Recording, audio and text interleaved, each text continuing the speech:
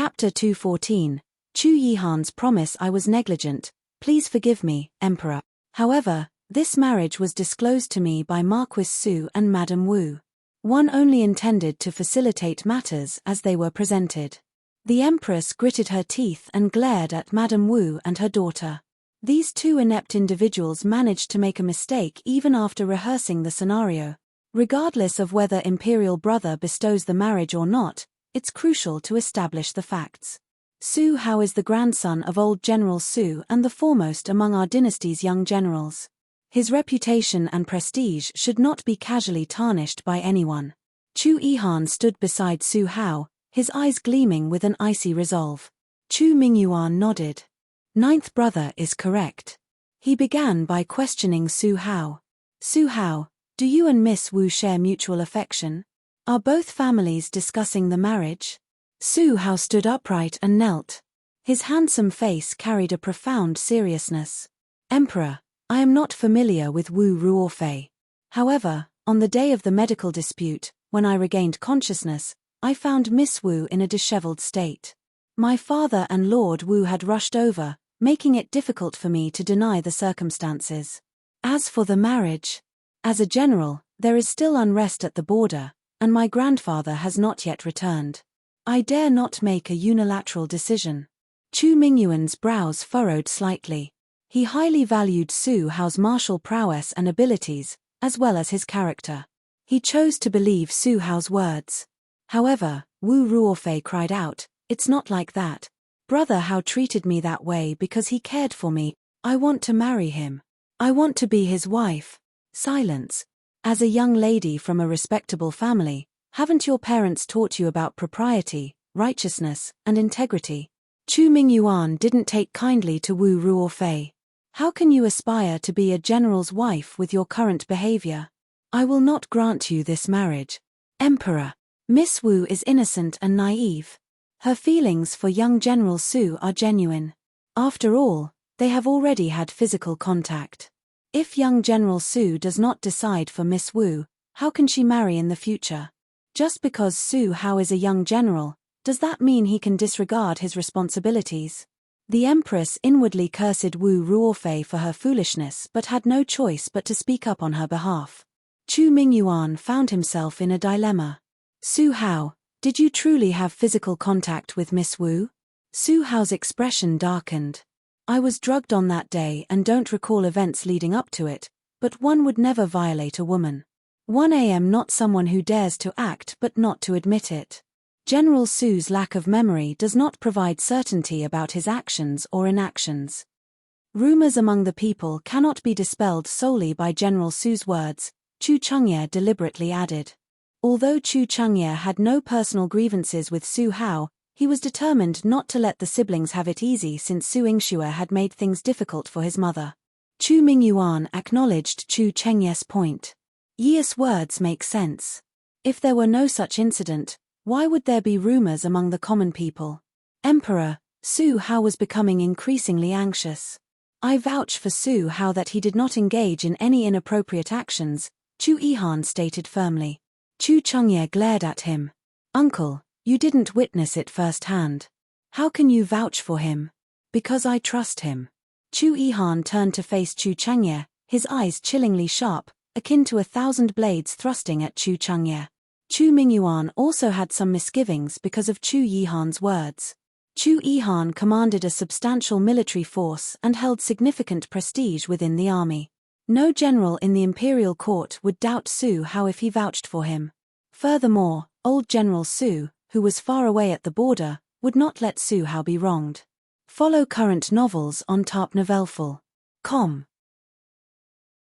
Chapter 215. I won't let you off so quickly. Just as he was in a dilemma, Su Yingxue suddenly walked forward and knelt. Emperor, I can prove that my brother was indeed drugged at that time. It happened in my clinic. I checked my brother's pulse. He was drugged with an excessive amount of knockout powder and rosemary, which is why he was delirious. What a joke. A dignified young general with deep internal strength would be so easily drugged. When Chu Chengye saw Su Yingxue, he wanted her to submit to him, so he immediately retorted. Your Highness also possesses deep inner strength. Why don't one prepare this incense and let your Highness try it? Su Yingxue raised her eyebrows. No. Chu Mingyuan intervened. Su Yingxue, don't mess around. Ye is a prince. How can he be your test subject? If you know how to make medicine, one can see if the ninth brother will do such a ridiculous thing. The Empress snorted coldly, wanting to shift the responsibility of testing the medicine to Chu Yihan. Chu Yihan and Su Yingxue exchanged glances. He didn't mind helping her practice. However, Su Yingxue didn't agree. She said lightly, "Brother can't compare to the ninth prince's martial arts. I'm afraid that seventh prince will fall behind by more than 100 streets. The effects of the medicine are not the same." Chu Chengye gritted his teeth and roared, "Su Yingxue, are you saying that I am inferior to the ninth imperial uncle?" Su Yingxue turned around, her eyes exceptionally innocent. "Did your Highness think you were much stronger than ninth prince?" Chu Yihan's lips curled up imperceptibly. On the other hand, Chu Chengye was so angry that he almost vomited blood. This naked exposure was the stark reality. "Alright, it's fine if you want to test the medicine, but we need to find out whether Su Hao has defiled Miss was innocence. However, Su Yingxue, your testimony alone is not sufficient." Chu Mingyuan's words were impartial. After all, who wouldn't protect their brother? A shadow of dark determination passed through Su Yingxue's eyes. She glanced at Madame Wu, who knelt nearby. She was firmly held down by the Empress servant girl, and Wu Ruofei was also holding her down at her side. Nevertheless, her eyes were still filled with resentment. "Sigh, if my testimony isn't enough, I can only let my elder brother endure and marry Miss Wu. Who asked her to cling to my brother so persistently?" Su Yingxue sighed helplessly. "Who's clinging to him? What if he harms my daughter after marriage? We won't proceed with this marriage. We won't." Madame Wu couldn't contain her anger any longer and struggled to break free. "Madame Wu, don't speak nonsense. You came to beg me for this marriage." The Empress wished she could knock some sense into Madame Wu. This fool was wavering between wanting and not wanting the marriage. What was she thinking? "Mother, I want to marry brother Su Hao. I'm already his. I won't marry anyone else if not him," Wu Ruofei cried anxiously, her mind buzzing. The corners of Su Yingxue's mouth twitched. "Miss Wu, don't speak so affectionately. I'm afraid you've already lost your innocence. Aside from my brother, no one else can falsely accuse you, right? You're the one whose innocence has been ruined. I'm still pure." Wu Ruofei made a bold statement. However, Su Yingxue chuckled. "These words contradict each other. Didn't you say earlier that my brother tarnished your innocence?" Wu Ruofei couldn't make sense of the situation and covered her mouth in panic. "Nonsense. Wu Ruofei, if you dare to falsely accuse an official of the imperial court, I won't spare you." Chu Mingyuan shouted coldly. Follow current novels on tarpnovelful.com. Chapter 216, Medicine Testing. I don't dare. I was taught by others. Sob, sob, sob. I don't dare, Your Majesty. Wu Ruofei had been pampered since she was young and was quite afraid of Chu Mingyuan's pressure. At this moment, she resembled a frightened sparrow, her small internal organs trembling violently. "Who exactly is it that wants to frame my brother and the eldest young master of the Marquise Manor?" Su Yingxue shouted, and Wu Ruofei panicked even more. She pointed at Su Yuro in a daze. "It's her. It's Su Yu, Sister Ruofei, don't talk nonsense. I treat you as a good friend. You like my brother and have asked me for help many times, but one have also told you that I can't help you with this matter. Now that you have done something wrong, as long as you apologize to my brother is broad-minded, and one believe he won't hold it against you." Su Yuro interrupted her words and spoke eloquently. Wu Ruofei was stunned. Su Yuro was the instigator, so why did it sound like she was the victim and the sinister villain? This situation had already exceeded her brain's capacity. She was stunned and didn't know what was going on. However, as Su Yuro got closer, the fragrance in the sachet stimulated Madame Wu's nerves. She pushed Su Yuro hard and said sternly, "You vicious woman. You know that my daughter likes Su Hao, so you instigated her to use her innocence to pester Su Hao. Now, you still want to push the blame onto her? Don't even think about it. Everyone in the Su family is a poisonous snake. Madam was heart-surged with anger. She couldn't deal with Su Yingxue, and her daughter was being used by Su Yuro. Now that her daughter's reputation was ruined, she had to take the blame for Su Yuro. They had become stepping stones for the Su family's internal strife. Su Yuro was uneasy and fell onto a piece of broken porcelain just as Madame Wu pushed her. A mark was left on the delicate skin of her palm. She cried weakly and didn't defend herself, but Su Dingheng and Chu Chengye couldn't stand it anymore. Su Dingheng's heart ached as he helped her up. He could no longer care about the benefits he had previously agreed upon with Wu Hongtao. He flared up at Madame Wu. Madame Wu, your minister's estate has gone too far. You ruined my son's innocence, and now you're hurting my daughter. This in-law, my Marquise Manor does not want. Madame Wu has lost her composure in front of father and mother. I'm afraid that she doesn't have the qualifications to marry into the Marquise Manor. Chu Chengye glanced coldly at Wu Ruofei and Madame Wu before reporting to Chu Mingyuan, Father, please help young General Su clear his name and seek justice for Yuro. I will naturally not let loyal officials be wronged. Chu Mingyuan's eyes were deep. As for Su Yuro, he didn't care to look at her anymore. He didn't care to expose the tricks of such a young girl.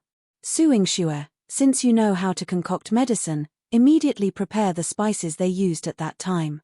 I'll order someone to test the medicine, and we'll be able to recreate the situation at that time.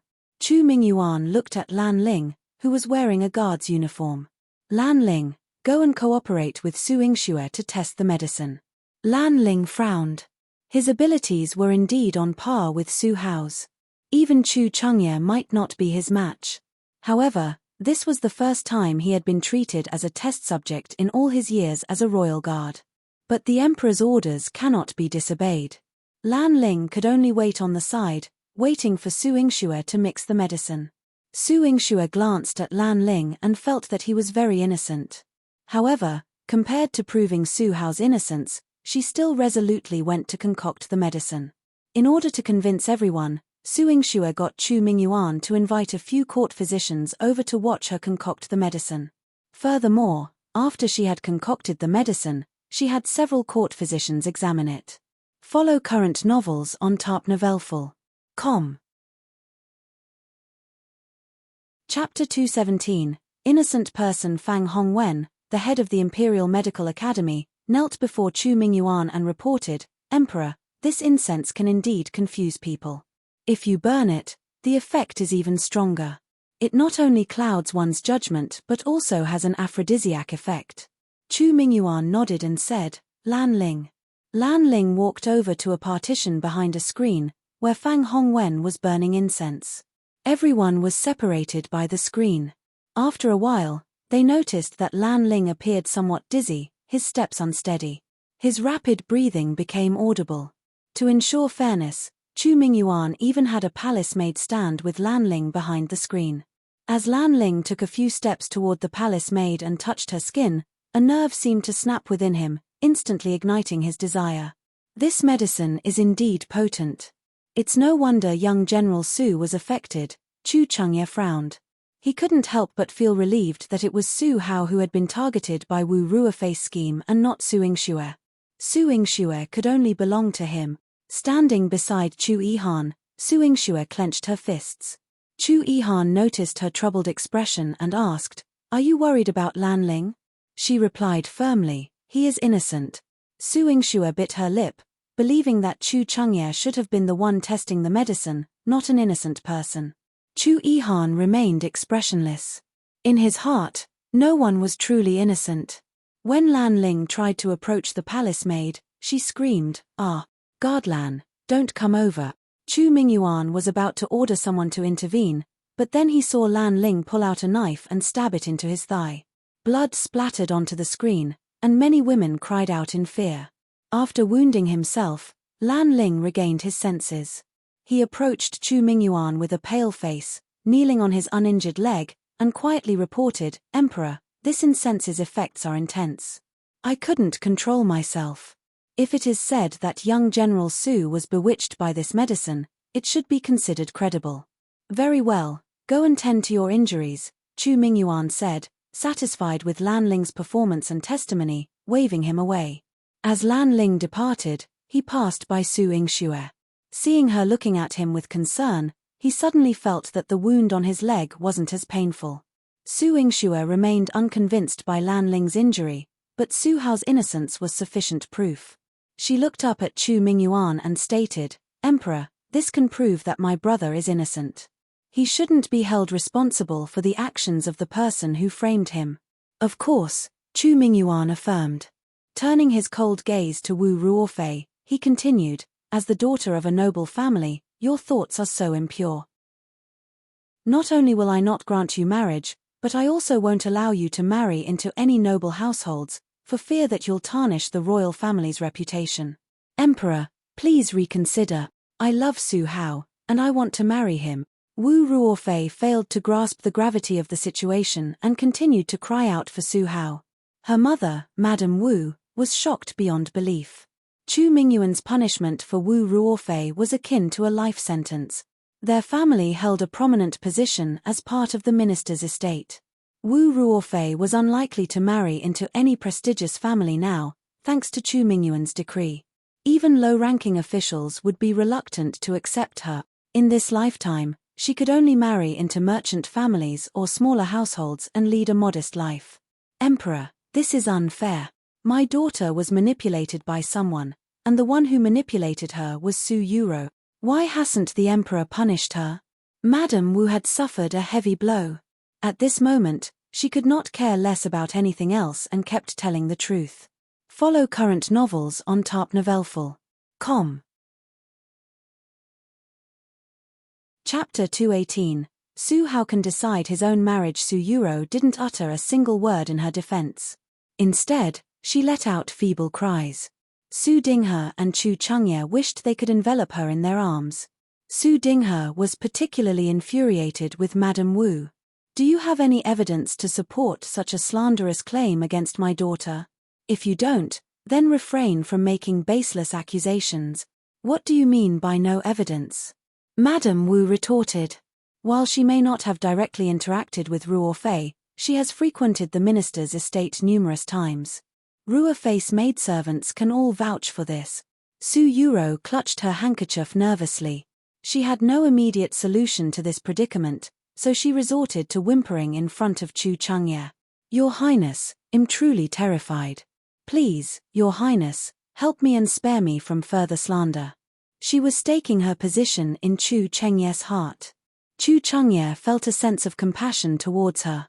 Moreover, he noticed that when she cried, her pure eyes bore a resemblance to Su Yingxue's. He spoke up, "Father, today is Mother's birthday celebration. The Wu family has disrupted the event. We should escort them out of the palace to prevent any disturbance to Mother's mood." Chu Mingyuan stroked his beard, agreeing. "Ye is correct." Wu Ruofei and her mother were expelled from the palace.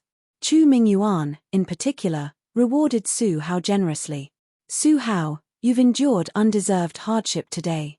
I hereby appoint you as the 5th rank general of Ningyuan, in addition to your role as the instructor of the City Defense Army. You shall also receive the Silver Moon Spear as a reward." Su Hao knelt and expressed his gratitude. "Thank you for your benevolence, Your Majesty. However, one humbly request one more favor from Your Majesty."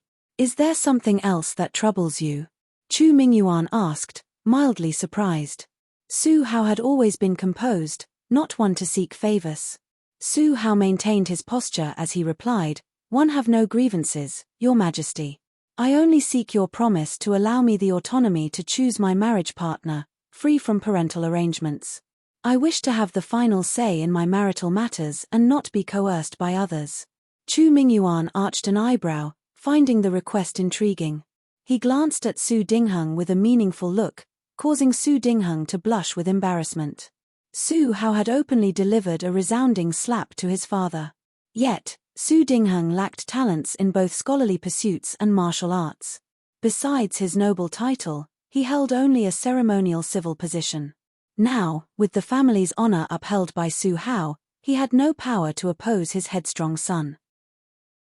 Young General Su may have someone in his heart, but there seem to be certain obstacles he cannot overcome, such as today's schemes, noble Consort Xiao cheerfully remarked. Su Hao remained silent, neither confirming nor denying her statement. Emperor, you've granted my brother an official title and a spear. Would you mind bestowing one more reward? Su Yingxue asked, capitalizing on the opportunity before Chu Mingyuan. Chu Mingyuan felt Consort Xiong holding his hand in his sleeve. He exchanged a smile with Consort Xiong and declared, "Very well, I grant your request. You may decide your marriage. When you are ready to wed, come and seek an imperial decree from me. No one shall coerce you." "Thank you, Your Majesty," Su Hao exclaimed with excitement. A heavy burden was lifted from his heart. Throughout the entire birthday banquet, Su Yingxue stole the limelight, while Su Hao reaped the benefits. Others offered their congratulations to the siblings. Lin Sisi also approached and raised her glass to toast Su Hao. "Young General, you're truly remarkable. Whether or not you have a lady in your heart, one wish you a bright future." Su Hao couldn't help but smile. "So is Miss Lin. Oh my, General Su is willing to converse with me. That's splendid.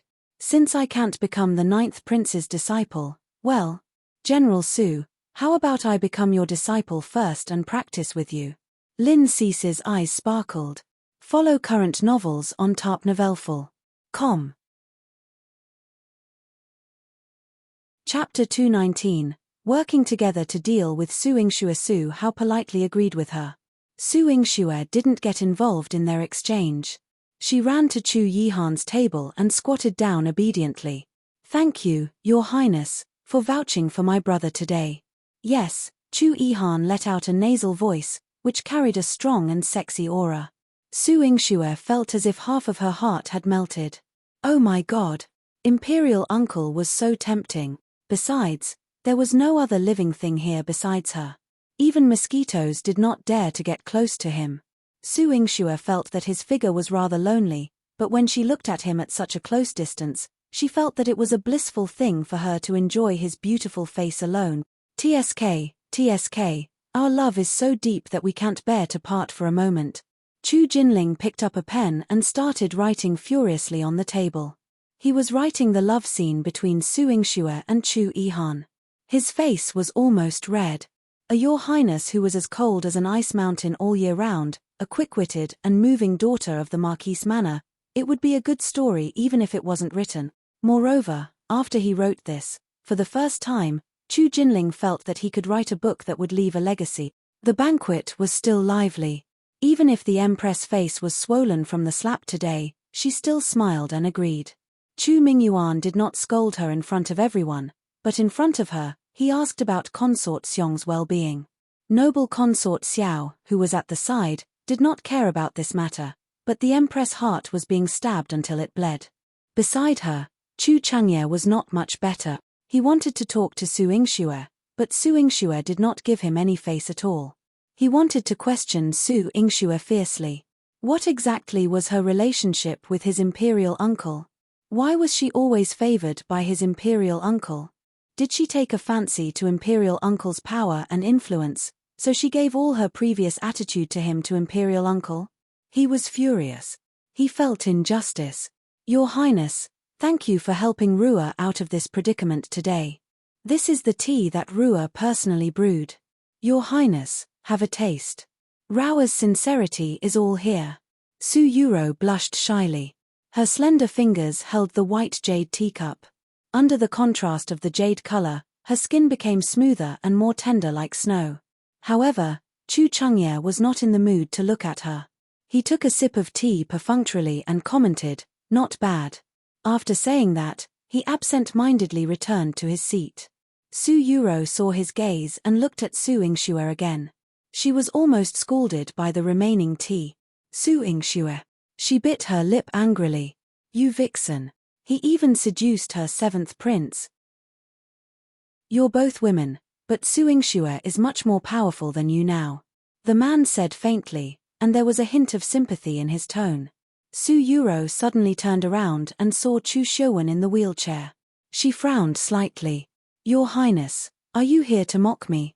I'm mocking you to let you know that if you don't attack, my seventh brother's thoughts will completely fly away from you. His face was filled with evil. Does your Highness have any good ideas? Su Yuru's eyes shifted.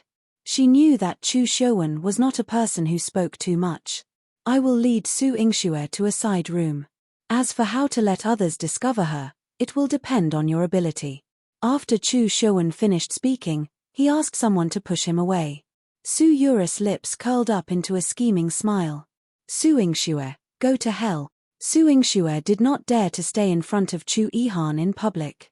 She wanted to find Lan Ling and give him some good medicine to heal his injuries.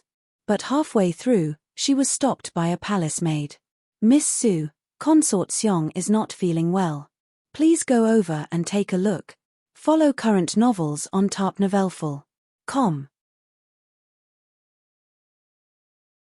Chapter 220. Su Yingxue has fallen into my hands. Su Yingxue's eyes were filled with vigilance. She took 2 steps back and saw that Consort Xiong was indeed not on the cool breeze terrace. However, she turned around and looked at this unfamiliar palace maid. Consort Xiong's maid is Xiong Ling. Why did she send you here?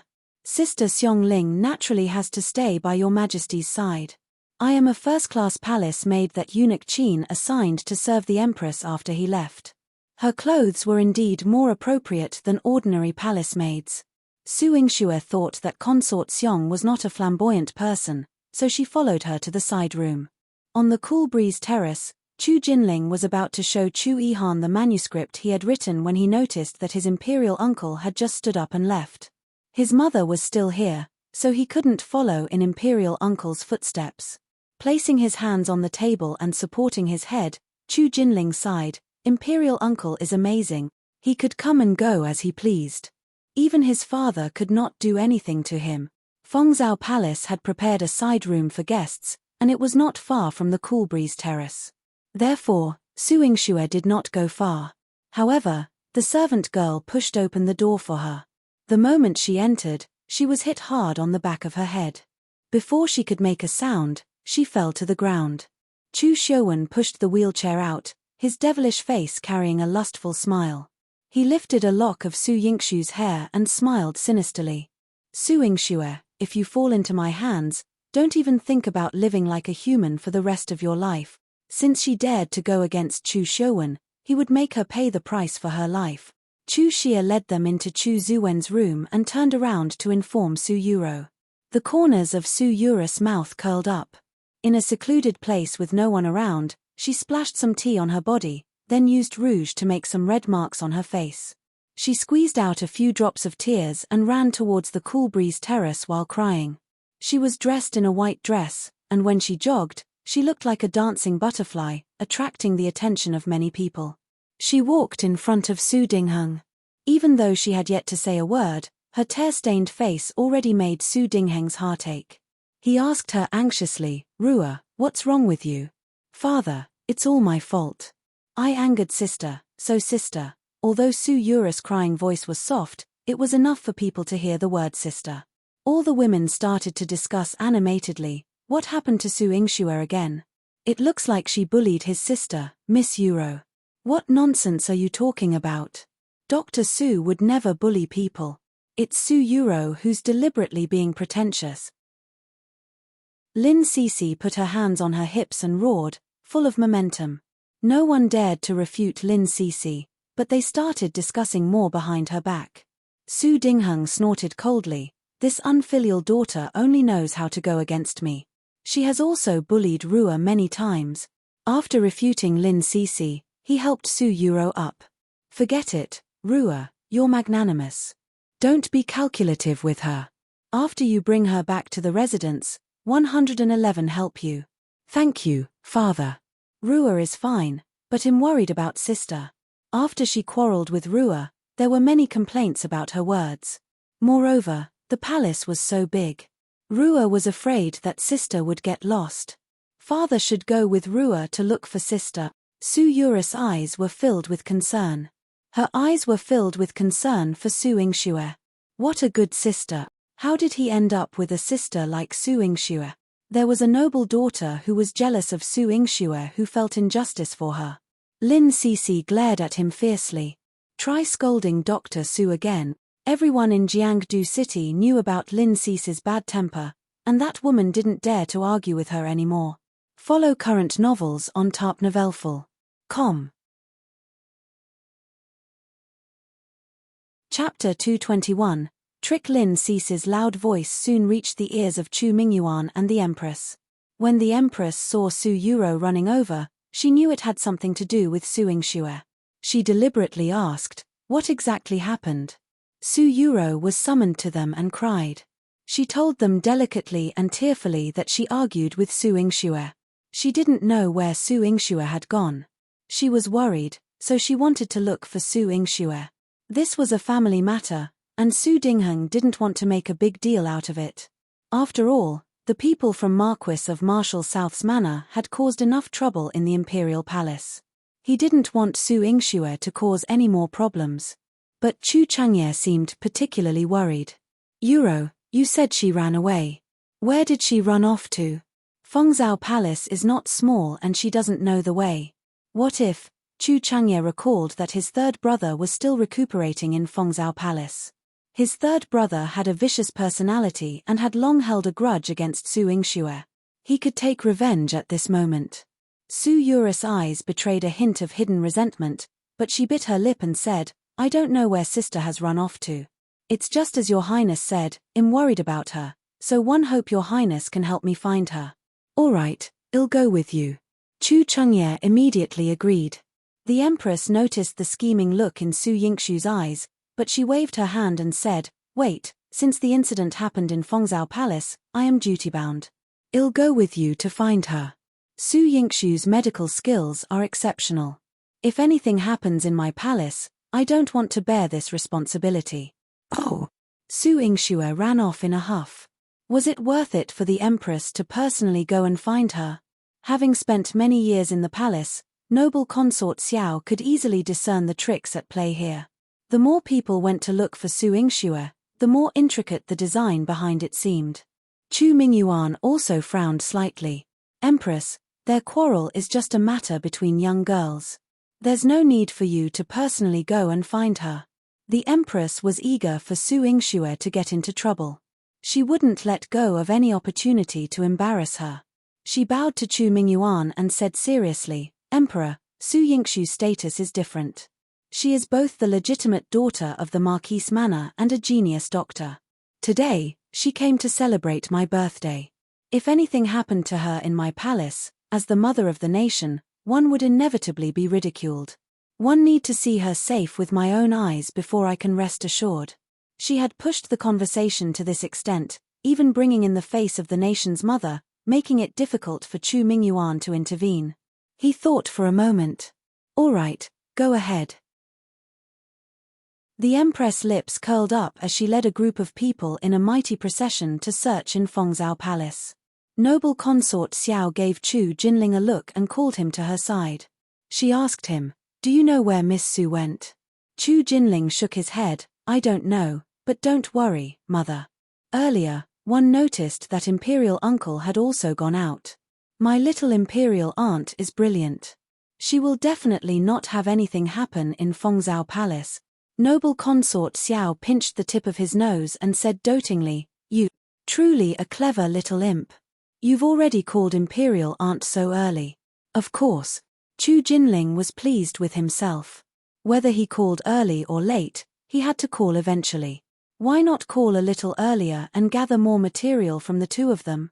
Noble Consort Xiao caressed her meticulously maintained nails and felt that it was a pity. Su Yingxue was such an intelligent woman. If she married into the Xiao family, how good would that be? The Empress, accompanied by a group of people, wandered through Fengzhou Palace. Not finding Su Yingxue, they finally arrived at the wing, in front of Chu Zuwen's room. Follow current novels on tarpnovelful.com. Chapter 222. Being framed at the door, some lascivious sounds came from inside. Su Yuro pointed at the ground and screamed, "I sent this sister's sachet? Could she be inside? Everyone was momentarily stunned. Su Dingheng's face turned green. The Empress' expression was cold, but she was mocking Su Yingxue in her heart. She thought, what does her aloofness amount to in the end? Wouldn't she end up as my son's plaything? She couldn't help but want Su Yingxue's reputation to be ruined, and she even wanted her to be humiliated and executed. My Xiuwen is still recuperating and Su Yingxue actually seduced him behind the scenes. Su Dingheng, is this the well-behaved daughter you taught? The Empress scolded Su Dingheng with a displeased expression. Su Dingheng quickly knelt and found it hard to explain. One didn't expect it to be like this. This disobedient daughter was usually defiant and unfilial at home, but now she had done such a shameful thing. Empress, please forgive me. Forgive you. Marquis Su, whether your sin is forgiven or not, the Emperor will decide. Liu Fu, go and invite the Emperor over. Tell him that Su Yingxue seduced the prince and asked for the Emperor's judgment. Yes, I obey. Liu Fu swayed his chubby body and headed to the Cool Breeze Terrace. Chu Mingyuan quickly rushed over, accompanied by Consort Xiong and noble Consort Xiao. Su Hao and Lin Cixi also hurried over. Su Hao furrowed his brow tightly, and Lin Cixi came over and said, "You despicable people, you're scheming against Dr. Su again. Especially you, Su Yuro. You must have framed Dr. Su." As she spoke, she pounced towards Su Yuro. This punch of hers could smash a hole in Su Yuro's body. Presumptuous. Don't you dare touch her. Chu Changye stood in front of Su Yuro and took the brunt of Lin Cixi's attack. He pushed her back with a palm. His eyes carried a cold malice. If Su Yingxue is willing to degenerate, what does it have to do with Rua? Although he said that, his heart was already filled with anger. He thought, Su Yingxue. Was she that impatient? Even if she wanted to pursue a prince, why choose his third brother instead of him? Oh, seventh prince, you're talking as if the door is already open. How do you know that the person inside was definitely Honorable Miss Su? Noble Consort Xiao raised her eyebrows and laughed, her tone full of disdain. If it wasn't her, would there be anyone else who would be so promiscuous? The Empress waved her hand angrily. Su Yingxue, you've done such a shameless thing. Get the hell out here. The person inside didn't respond, but the woman's voice became more and more miserable. From the sounds of pleasure, it turned into mournful cries, each more heart-wrenching than the last. Su Hao couldn't hold back the surge in his heart and was about to break the door. Sister, Master, don't be agitated. What if it's not Dr. Su? Lin Cixi pulled Su Hao back. She felt that something was amiss. Enough, Empress. Is this something glorious? Xiuwen is still recovering from his injuries.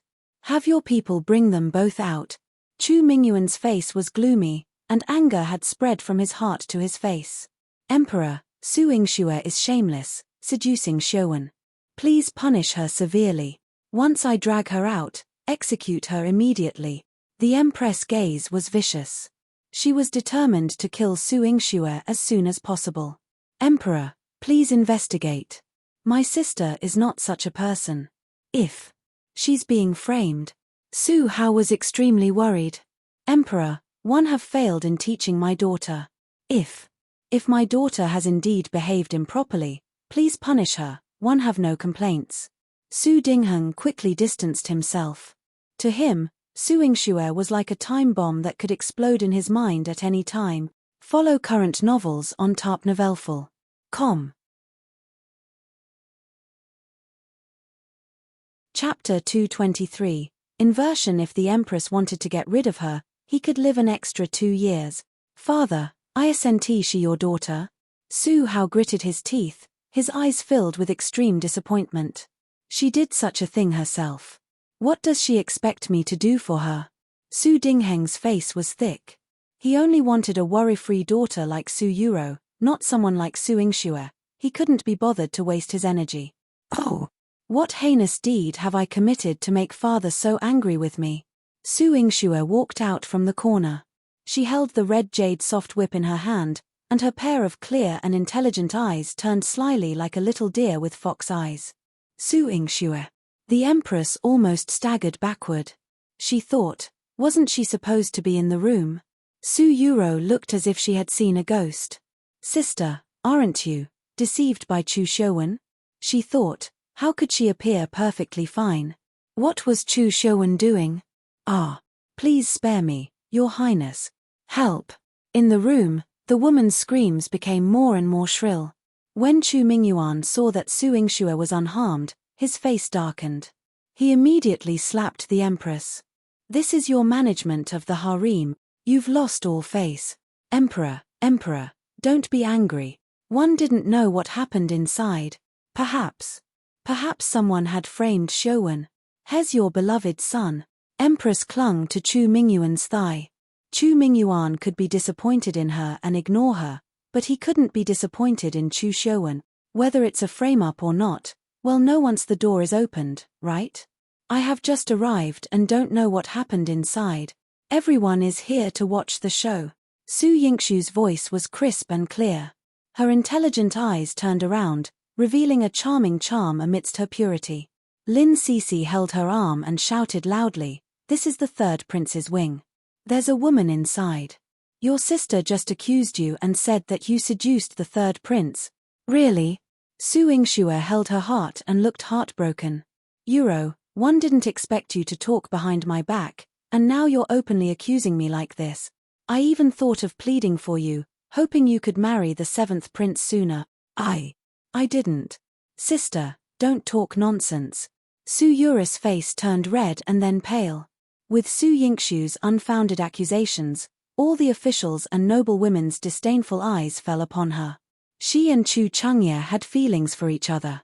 Although it was obvious to everyone, it was a different story after this little revelation. Especially Chu Changye, who felt extremely uncomfortable when he heard this. Su Yingxue, don't spread baseless rumors. It's not up to you to decide my marriage. When the bystanders heard this, they felt that Chu Changye was trying to defend his innocence. When Su Yuro heard this, with her subtle insight, deduced that Chu Changye didn't want to marry her, which was why he spoke so. Does he really have feelings for Su Yingxue? Su Yuro fell heavily to the ground, her face turned pale. Enough. None of the Su family's daughters are worthy of marrying a prince. All of you get lost. The Empress, having brought trouble upon herself, now had to bear the consequences. When she saw Su Yingxue and her sister, she harbored thoughts of killing them both. Your Highness, the door hasn't opened yet. It's not appropriate for us to leave now, right? What if there was a noble young lady inside who was taken advantage of by the third prince but could not get a status? When Su Yingxue said this, all the madams and noble women anxiously went to look for their daughters. They were afraid that one of them might have been violated by Chu Shouwen. Follow current novels on tarpnovelful.com. Chapter 224. Chu Shouwen was thrown into the lake. Su Yingxue, you still dare to say that? I'll tear your mouth apart. The Empress' eyes showed a decisive rupture. Your Highness, calm your anger. I was only speaking the truth.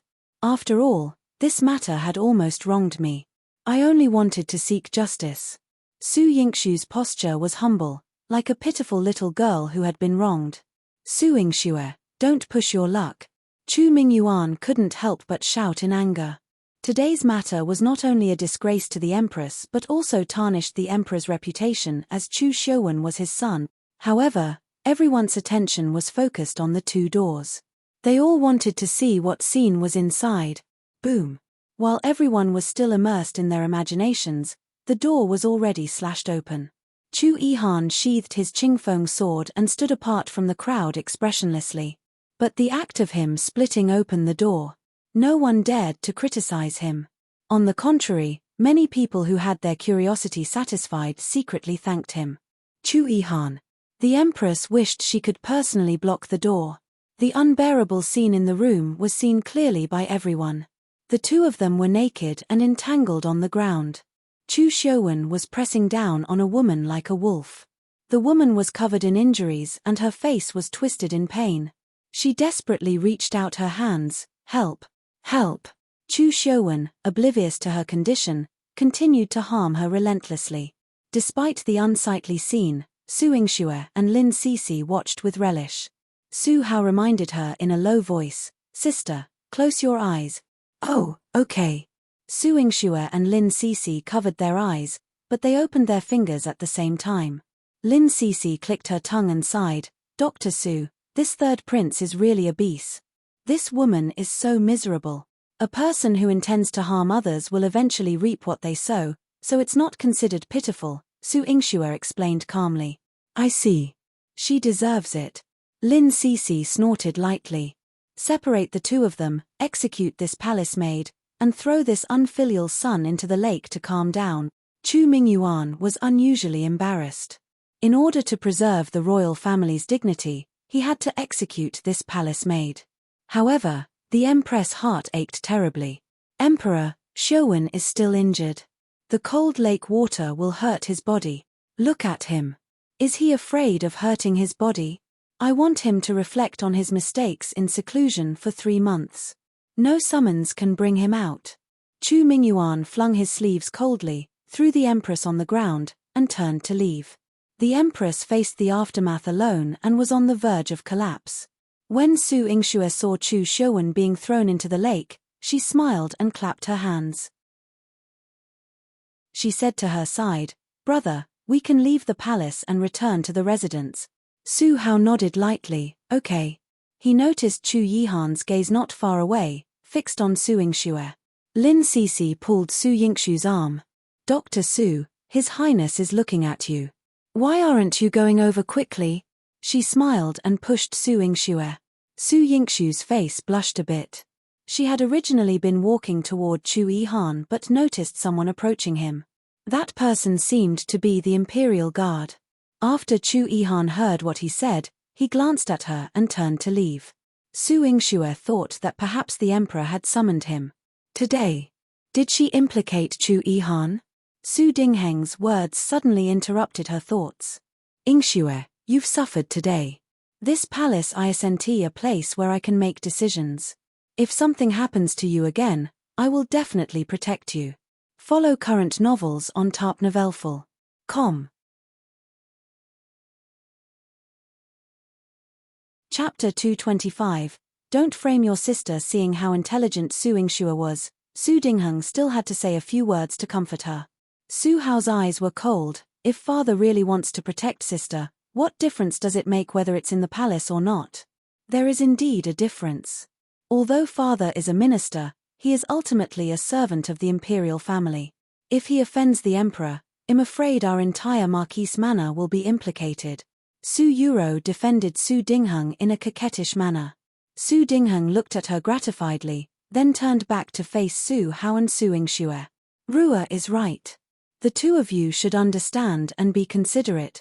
Su Hao disdainfully refrained from saying more. However, Su Yingxue smiled. "Understand, I will definitely understand. However, Miss Lin said that I was the one who created the red mark on my sister's face." Su Yuro was stunned for a moment. The red marks on her face were rouge, just to attract attention. Now that the crowd had dispersed, how could she cover up her lie in front of Su Yingxue? After much thought, she had to reluctantly admit, "Sister, it's all my fault. If you must lay hands on me to vent your anger, I will not complain." "That's what you said." Su Yingxue blinked. Su Yuro thought that she was being sarcastic. Unexpectedly, Su Yingxue raised her hand and slapped her. Smack. A crisp and loud sound. Su Yuro was stunned. Sister. What's wrong? Not painful enough. Want me to relieve my anger more? Good." Su Yingxue backhandedly delivered another slap, causing the side of her face that wasn't painted with rouge to swell up. At this moment, Su Yuro's face was symmetrically red. Ignoring the astonishment of both her and Su Dingheng, Su Yingxue directly left with Su Hao and Lin Sisi. Su Yuro's face burned with pain. She then remembered to cry, "I." Sob. "It hurts. You, don't frame your sister in public again." Su Dingheng reprimanded her and left with his hands behind his back. Although his heart ached for Su Yuro and he hated Su Yingxue, the Marquis Manor's reputation was still the most important. He could ignore his daughter, Su Yingxue, in public, but he couldn't indulge Su Yuro time and time again. Su Yuro was left alone in the palace, and the sense of helplessness overwhelmed her. She covered her mouth and cried. She dared not let others see her embarrassment, so she could only hide in a corner and cry. Her long nails dug hard into the wall, and the hatred in her eyes was like a sharp blade. Su Yingxue, I don't believe that you'll always be so lucky. After walking out of Fengzhou Palace, Lin Sisi couldn't help but ask Su Yingxue, Dr. Su, tell me quickly. What's the story behind the plot involving the third prince and Su Yuro? How did you perceive it? She felt that Su Yingxue's experience was even more exciting than the book written by Chu Jinling. Su Yingxue flicked her hair and briefly explained to her. When Chu Xia came to find her, she had already noticed that she was Chu Zuwen's maidservant. Because there was a faint smell of blood on her and the scent of golden wound medicine. In this palace, the only injured master was Chu Xiuwen. She pretended to believe, followed Chu Xia to Chu Zuwen's wing, and pretended to be knocked unconscious by Chu Xiuwen. When Chu Xiuwen revealed his intentions, she opened her eyes. She still remembered Chu Zuwen's gaze as if he had seen a ghost. You! Su Yingxue. How could I not faint? You hit me hard just now. Su Yingxue smiled.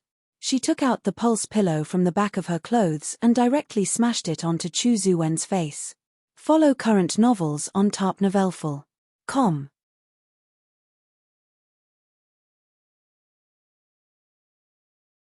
Su Yingxue's eyes were clear. When Su Hao heard her say this, he didn't stop her anymore. It was a good thing that Su Yingxue had a clear distinction between gratitude and hatred and was kind-hearted. Su Hao got on the carriage and returned to the residence while Su Yingxue secretly sneaked to where Lan Ling lived. Lan Ling came out of the palace guard's residence to meet her after he was informed. He was born into a noble family, and with his formidable martial arts skills, he exuded a cold and aloof demeanor. Under the sunlight, his handsome face carried a hint of icy tension. What's the matter, Miss Su? I came to deliver some healing medicine to you. Thanks to your participation in the medicinal testing today, it proved my brother's innocence. Su Yingxue handed the medicine over with both hands, her eyes sincere. Lan Ling instinctively wanted to refuse. As the Imperial Guard captain, he never interacted with any officials in the court and was Chu Mingyuan's most loyal guard. However, the watery light in Su Yingxue's eyes was exceptionally captivating. His heart skipped a beat. Follow current novels on tarpnovelful.com. Chapter 227. Have ulterior motives towards him. Seeing his hesitation, Su Yingxue smiled and said, Is Guard Lan afraid that others will find out that you accepted bribes and can't explain it in front of the emperor? Lan Ling turned his face to the side and hummed in agreement. Then I'll leave the medicine here. If Guard Lan wants it, feel free to take it. If not, let the palace attendants collect it. Su Yingxue placed the 2 bottles of golden wound medicine at Lan Ling's feet and said before she left, The golden wound medicine is made from blood-clotting grass and has an excellent healing effect. She had already walked far away, but her voice lingered in Lan Ling's mind. He bent down to pick up the medicine. The wound on his leg was still bleeding, but what concerned him more was, Su Yingxue, are you genuinely kind and concerned about me? It's fake. Little Ginseng's voice sounded in Su Yingxue's mind. Su Yingxue was surprised. You're awake. It hadn't appeared for such a long time, and she thought that this fellow was no longer in her consciousness. Little Ginseng floated up with a tuft of whisker on its head, looking annoyed. You still have the nerve to say that. If you hadn't plucked my precious whisker, would I have needed such a long recovery? You almost killed me. You're full of energy now. There's nothing wrong with you at all. I'm relieved. Su Yingxue patted her chest. When she heard little Ginseng getting worked up in her mind, she felt much more at ease. I can't stand you lying to such a pure and handsome brother, so I jumped out to teach you a lesson. Little Ginseng expressed disdain. How did one lie to him? I was just giving him some medicine, and I owed him a favor. Su Yingxue did not think much of it. Do you dare to say that you have no intentions towards him? These ancient eyes of little Ginseng had seen through many things. I do have some motives. My mother's death is related to the Empress. Lan Ling is the Emperor's most loyal palace guard. He might know something, and by befriending him, I might find out something as well. Su Yingxue didn't hide her plan from little Ginseng. That little brother will fall for you sooner or later.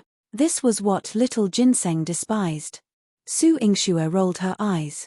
Do you think everyone is like you? You only like one face.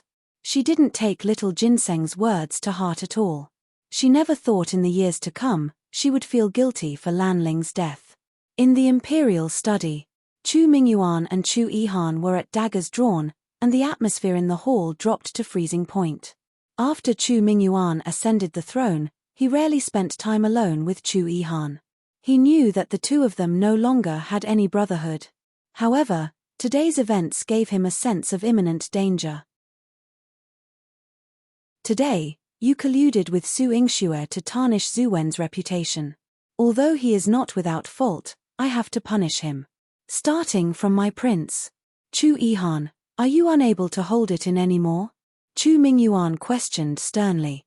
Imperial brother is worrying too much. There was no emotion in Chu Yihan's voice. His meticulously crafted face, akin to that of a deity, remained perennially cold. However, his indifference and disregard further infuriated Chu Mingyuan. He slammed the table heavily. Chu Yihan, don't give me that indifferent look. Do you think I don't know you want this throne? What I want has never been unattainable. Chu Yihan's eyes were filled with a bloodthirsty cold light. You! Insolent! Chu Mingyuan's face was livid with anger. The scenes before he ascended the throne all appeared in his mind. The prince I favor most is Yihan. But father, I am the crown prince you appointed. Follow current novels on tarpnovelful.com. Chapter 228, Chu Yihan's untouchable bottom line. If you ascend to the throne, you can ensure the stability of the royal court. Only by having Haina succeed to the throne can the great Cheng dynasty unify the 9 provinces for thousands of generations. Father, is this the first time imperial brother has seen me being impudent? Chu Yihan had never shown his arrogance in front of outsiders and now appeared proud.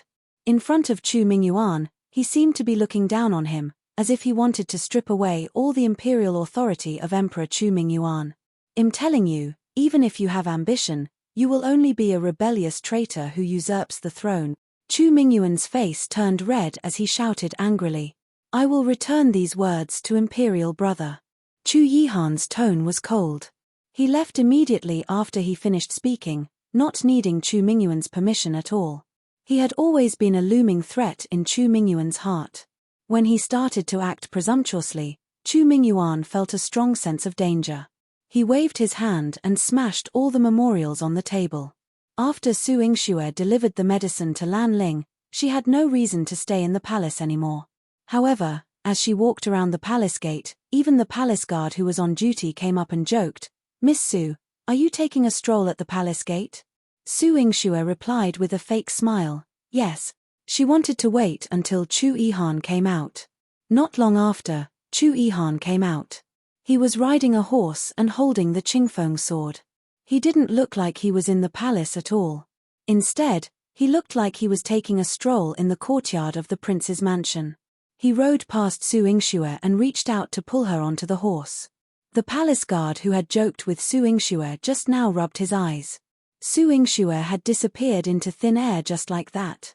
Chu Yihan's hands tightly embraced Su Yingxue's waist.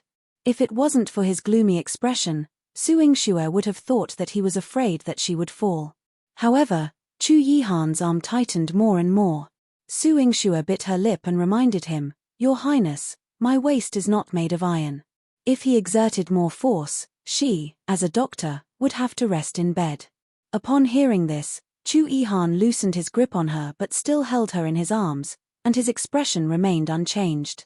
Su Yingxue tentatively asked, Your Highness, did something unpleasant happen between you and the Emperor? Chu Yihan's entire body released a chill. Su Yingxue felt that the air in front of her had thinned. She seemed to have touched a certain untouchable nerve on his body. You went to see Lan Ling just now?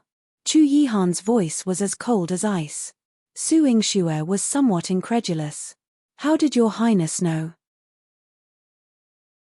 She only went to deliver the medicine to Lanling, said a few words, and didn't linger much. This was something Chu Mingyuan might not even care about, but Chu Yihan knew about it just after coming out of the palace. He had spies in the palace? Or was he extremely powerful? A wave of fear immediately surged out from the bottom of Su Yingxu's heart. He is Chu Mingyuan's man. I don't like you to associate with him, Chu Yihan said with arrogance, almost commanding her. Su Yingxu's heart sank. Today, he was injured while testing medicine for my brother. One was just giving him medicine to thank him. Of course, she didn't tell Chu Yihan about her intention to gather information about her mother from Lanling, because she felt that it wasn't necessary to disturb him. Chu Mingyuan's men only have one ending. You don't have to worry about it. At this moment, Chu Yihan was so cold that Su Yingxue had never seen him before. He sent her to the entrance of the Marquise Manor and rode away. Su Yingxue stood on the spot for a long time. Her hands and feet were cold. She felt that there was a depth to Chu Yihan, many things that were far beyond her understanding. For example, his relationship with the Silver Moon Pavilion. Follow current novels on tarpnovelful.com.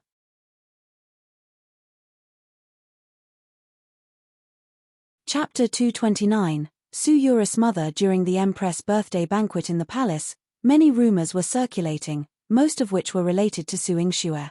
However, when Lin Cixi came to gossip with Su Yingxue, she made the situation sound even more extraordinary. Dr. Su, you don't know. There are so many young masters queuing up outside, all wanting to marry you. They said that you can bring prosperity to the husband's family. Moreover, no one would dare to go against you. One came today, and 2 stewards gave me a visiting card and asked me to pass it to you. Lin Cixi placed the 2 visiting cards on Su Yingxue's desk. Su Yingxue glanced at them and casually tossed them aside. Recently, the clinic has started admitting patients to stay, and there's a lot of work to do. I'm too busy for marriage matters, let alone entertaining such visit. Previously, Consort Xiong had sent Xiong Ling over to invite her into the palace for a chat, but she didn't have the time to go, so how could she have the leisure to care about this now? She wanted to spend more time reading the medicinal books and letters left by her mother. Recently, she came across a particularly interesting one that discussed surgical procedures. Although she didn't understand what surgical procedures were, her mother's letters contained a lot of information about this type of medical book. She even left a box for her to find a way to open. She planned to delve into the book thoroughly before attempting to open the box. Dr. Su, you're either reading or seeing patients. That was the last patient in the morning. You should take a break and listen to what I have to say. Lin Cixi, besides practicing martial arts, often came to find Su Yingxue. Su Yingxue lowered her head to read her book. It's fine. Go ahead, I'm listening. All right then, let me tell you about Minister Wu's family first.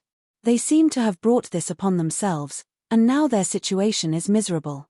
Madame Wu fell seriously ill after returning from the Empress' birthday banquet and later developed hysteria. Lord Wu locked her in the room, nailed the door shut, and left her to fend for herself. As for Wu Ruofei, it seemed that no one wanted her because she made a fool of herself. Originally, Lord Wu had arranged a modest marriage for her, but he was recently exposed to corruption and bribery. He's now in the capital prefecture's prison, and the marriage is off. Wu Ruofei spends her days crying at home. When Su Yingxue heard this, she raised her head and smiled. This is karma. After she left the palace, she handed Wu Hongtao's account book to Liang Jin. Liang Jin was stern and detested corruption. Naturally, he would punish Wu Hongtao. As for Madame Wu and her daughter, from the moment they plotted against her and her brother, their good days were already numbered. What surprised her now was that when she and Ziwei went to investigate the Wu family the other day, they found out that Wu Ruofei's maid, a girl named Fenghe, had inexplicably died. Ziwei found the corpse and Su Yingxue went to examine it. She discovered that she was killed by a sharp blade, a single fatal blow. Apart from seeking revenge, no one in the Wu family would lay a hand on a maid like her. And those who could seek revenge on her, The first thing that popped up in Su Yingshu's mind was Su Yuris' figure. With Su Yuris' scheming mind, she had never thought of silencing the maid. The only person who could help her plan and send someone to take action was her skilled mother. Sister Wu, you're so beautiful today. Lin Cece couldn't help but exclaim when she saw Wu Jinyang enter. Wu Jinyang was wearing a long, wavy, acublue dress, with a cloud hairpin adorning her side-swept hair.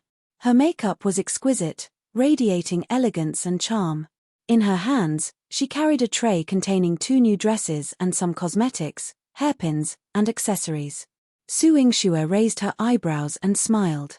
Has the owner of Thousand Jiao Pavilion come to do business at my clinic? Follow current novels on tarpnovelful.com.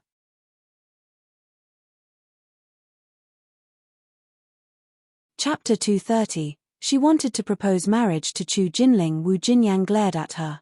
That's right. 1. Specially came to drive Su's clinic to make a loss. She placed the tray on Su Yingshu's table and let her and Lin Cece make their selections.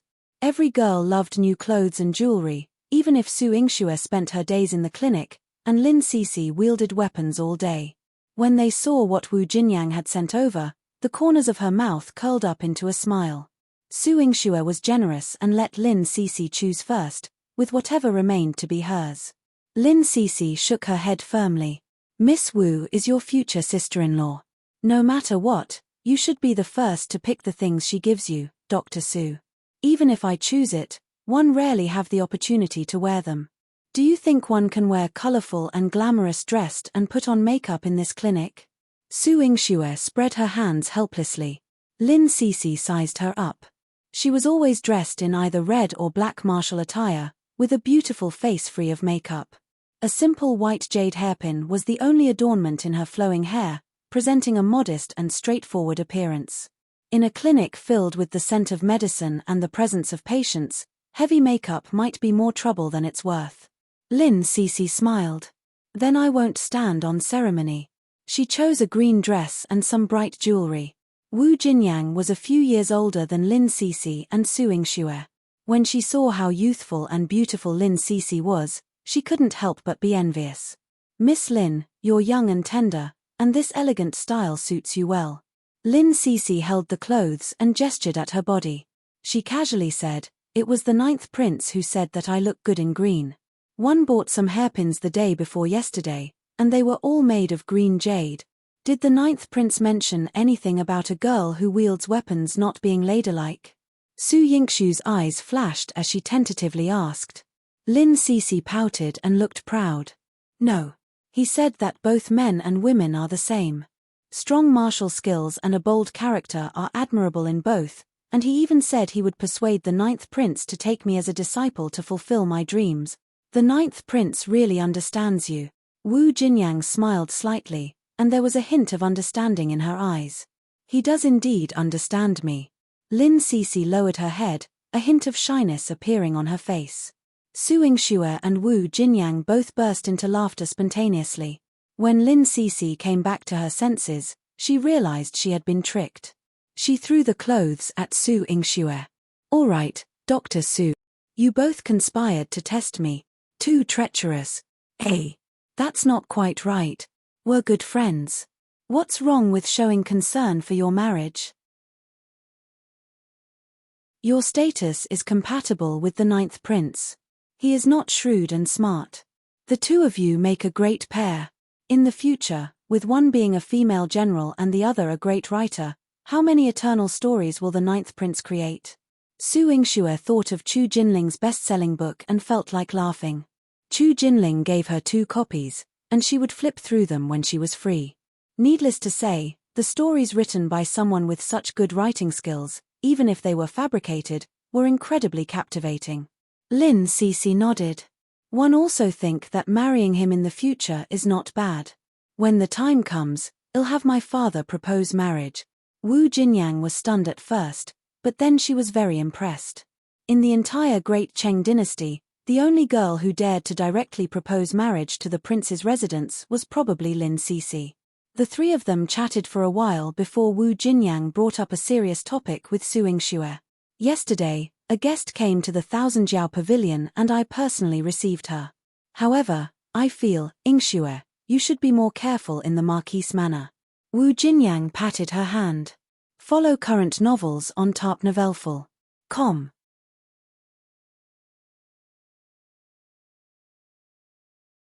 Chapter 231. The special guest of Thousand Jiao Pavilion. Su Ingxue raised her eyebrows. What kind of guest is it that made Sister Jinyang so nervous? I guess that she is Su Yuris' mother, the woman that the Marquis kept outside, Liu Shulan. Wu Jinyan's eyes were filled with deep meaning. How do you know? Su Ingxue frowned. In her previous life, she didn't meet Liu Shulan many times. The first time was when she was a child, and she saw her father and Liu Shulan meeting secretly. She only remembered that the woman had a gentle temperament and was very good at coaxing people. However, with her grandfather around, she hadn't been able to enter the Marquise manor for many years. Therefore, the last time she saw her was before her death. She accompanied Su Yuro to see her in destitution. At that time, she had been reduced to nothing and was already tortured beyond recognition. Every time Su Yuro saw her, she would add new injuries to her and torture her. However, Liu Shulan didn't give off that domineering vibe. Her eyes were pitiful and full of compassion, something Su Ingxue never understood until she died. Many things were clear in front of her eyes after her rebirth. At that time, Liu Shulan pitied her because she was too foolish to the point of no return. As for compassion, perhaps it was because she felt that even though she hadn't entered the Marquise manor for so many years, what she received was something Su Ingxue had never seen in her entire life. Wu Jinyang said in detail, she was dressed in a reserved and luxurious manner. Moreover, as soon as she entered the shop, she subtly mentioned my name. Naturally, I would personally entertain her. She seemed to be chatting about her daily life, but the topic was always about the Marquise manor and you. She even used your brother's matter to tease me. Later, she bought several thousand taels worth of items, and one ordered the shopkeeper to register her address, saying that we would regularly send her fashionable fabrics. That address was Yaoguang Garden. One sent people to investigate and they witnessed Marquis entering. Su Ingxue smiled and nodded. Sister Jinyang is very thoughtful. If it wasn't for the fact that Wu Jinyang was such a meticulous person, she probably wouldn't have noticed it so easily. It's not that I'm thoughtful. One always feel that she intentionally let me notice, then used my mouth to convey the message to you. Wu Jinyang frowned slightly. This was what she was worried about. She grew up in a tough environment, so she was meticulous and observed people. This Liu Shulan was much more difficult to deal with than the minister's estate's Madame Wu. Sister Wu, how did you know? Lin Sisi listened for a long time, her small face filled with confusion. Wu Jinyang looked at the innocence in her eyes and felt that it was rare. She pursed her lips and smiled. It's probably a woman's intuition. There were many things that Su Ingxue could immediately understand. But Lin Sisi was different. Sister Jinyang was originally a pearl covered in dust. Now that the Wu family is gone, she naturally doesn't have to conceal herself and can shine brightly. Su Ingxue pinched Lin Sisi's face. Yes, now that the Wu family is gone. Sister Jinyang, will you be sad? Lin Sisi blurted out. Su Ingxue wanted to cover her mouth, but she was too slow. Wu Jinyang lowered her head, and a hint of dimness crossed her eyes, but quickly, they regained their initial brightness. Many years ago, I raised myself. The honor and disgrace of the Wu family had nothing to do with me. Now, what concerns me is only the Thousand Jiao Pavilion. One only need to manage it with dedication and do what I want to do.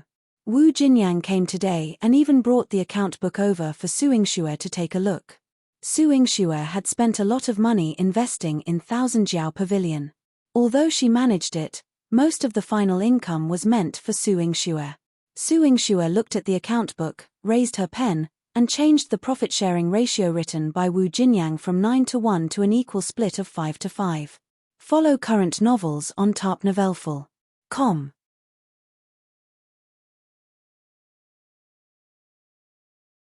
Chapter 232. Strange patient. Wu Jinyang held her hand and shook her head seriously. Ingxue, you can't do this. One can't take so much money from you. When 1000 Jiao Pavilion is running smoothly, even a 10% share is not a small amount. Su Yingxue let go of her hand and smiled. 10% isn't a small amount, so 50% is a lot for me. Besides, one don't know how to do business. Manager Qi is the one running the clinic, and I'm only responsible for treating patients. Manager Qi is already exhausted from running a clinic, let alone you, sister. Besides, 1000 Jiao Pavilion isn't an ordinary shop. With you there, it's still my eyes, isn't it? Wu Jinyang thought about it for a moment. Su Yingxue was right. The 1000 Jiao Pavilion, being a gathering place for women, could indeed be her eyes, helping to overcome many difficulties.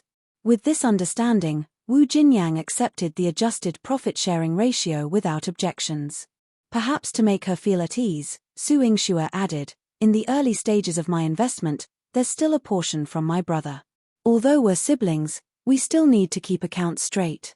111 allocate my brother's share to your account. You and your husband can figure it out. I'll teach you a lesson. Wu Jinyang, graceful and charming, felt both embarrassed and shy dealing with Su Yingxue's playful banter. She really wanted to scold her properly.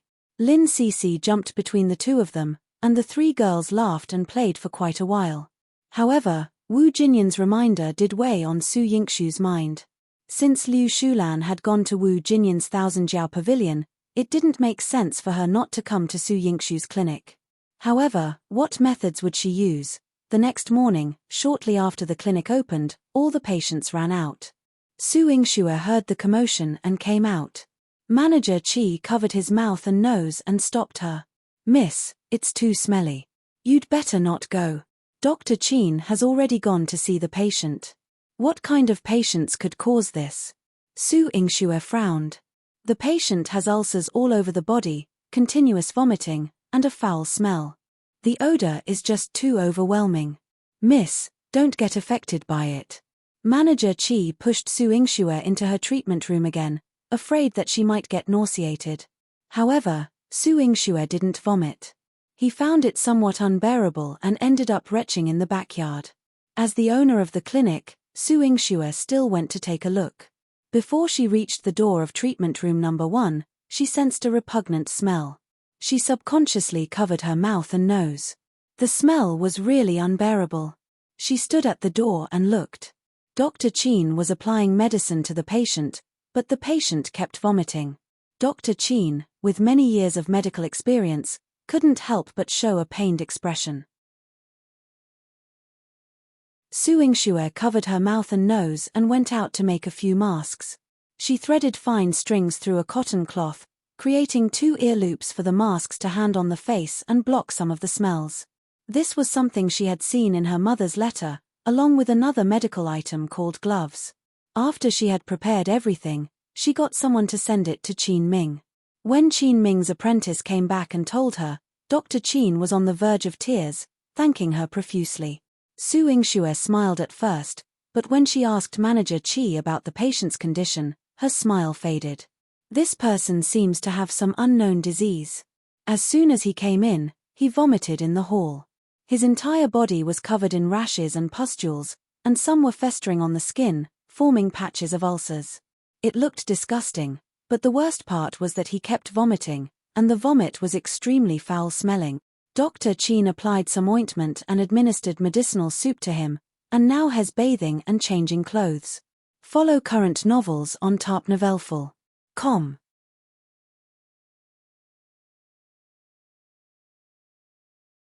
Chapter 233, Infected. Who is he? Did you register his name and address? Su Yingxue asked with a frown. He's a beggar outside the city, named Lai San. Sigh, if he hadn't given me a silver ingot as a consultation fee, one wouldn't have dared to let him stay in the clinic. Manager Qi felt regret in his heart. He should have been more careful back then. But now, since the man had the consultation fee, he couldn't deny him medical attention. A beggar from outside the city struggling even for basic necessities, how could he afford medical treatment? And why would he come straight to our clinic? Go and get Dr. Qin. Su Yingxue immediately became vigilant. Manager Chi hurriedly called Qin Ming over. Qin Ming had changed into a brown robe, was in his 40s, with many years of medical experience. He was an old doctor who had worked at Tongchang Medical Center for many years. Su Yingxue asked him, "Dr. Qin, your medical skills are superb. Can you determine the illness of Lai San? It's like scabies, severe inflammation. That's why the infection has spread all over his body. Beggars like them often neglect hygiene, so their bodies fester with pus. With their nomadic lifestyle and frequent nausea and vomiting, it's quite normal. It's not difficult to treat, but it requires daily dressing changes and careful care," Qin Ming said truthfully. Su Yingxue nodded. "In that case, Dr. Qin, I'll trouble you to personally take care of him for the next few days. Don't let others handle it. Be cautious about any changes in his condition. Dr. Qin, please observe him closely at all times. I'm afraid his illness might not be that simple." Qin Ming agreed. "I understand. Don't worry, miss." In order to treat Lai San, Qin Ming didn't go home for the past 2 days and stayed in the clinic. Su Yingxue often found herself engrossed in her mother's medical books until it was dark. When night fell, she simply slept in the study. However, with Ziwei around, she never felt cold at night. When she woke up during the day, she would find herself covered with a blanket. Su Yingxue was about to call Ziwei to go to the bun shop in the east of the city with her and have a sumptuous breakfast when she heard Manager Chi's voice from the front yard. "Miss, something bad has happened. Lai San's disease was contagious. Dr. Qin and the others were infected." "What?" Su Yingxue hurriedly rushed out. Fortunately, Manager Chi was quick-witted and closed the door of the clinic. He arranged for the other patients to be transferred to the branch clinic in the west of the city. At this moment, the medical hall was filled with a strong stench. Qin Ming and his 2 apprentices were vomiting at this moment. Their faces and hands were swollen with pustules, especially Qin Ming. Yellow fluid was flowing out of the pustules on his hands. Su Yingxue tried to approach, but Manager Chi blocked her with his back facing her. "Miss, don't go. This disease is too severe when it breaks out. I'm feeling a bit itchy now, and I'm afraid I might have caught the disease too." Su Yingxue's eyes widened as she saw Manager Chi scratching his hand. Soon, the back of his hand broke open, oozing a mixture of blood and yellow fluid. "Miss, I was careless. This disease is contagious, and the clinic is in big trouble." Qin Ming regretted deeply. He had been careless and thought that it was just a minor ailment carried by the beggar, not realizing it was a type of contagious disease. "Manager Chi, instruct everyone in the clinic who has been in contact with you, Dr. Qin, and me to gather in the treatment room. Those who haven't been in contact, quickly send them home, and ask them to bring some mugwort, wash their bodies, boil it, take it, and stay at home without coming out." Manager Chi hurriedly wanted to go over, but Su Yingxue gave him a mask to put on. "Remember, don't let them panic." Manager Chi nodded. "Yes, miss." Follow current novels on tarpnovelful.com.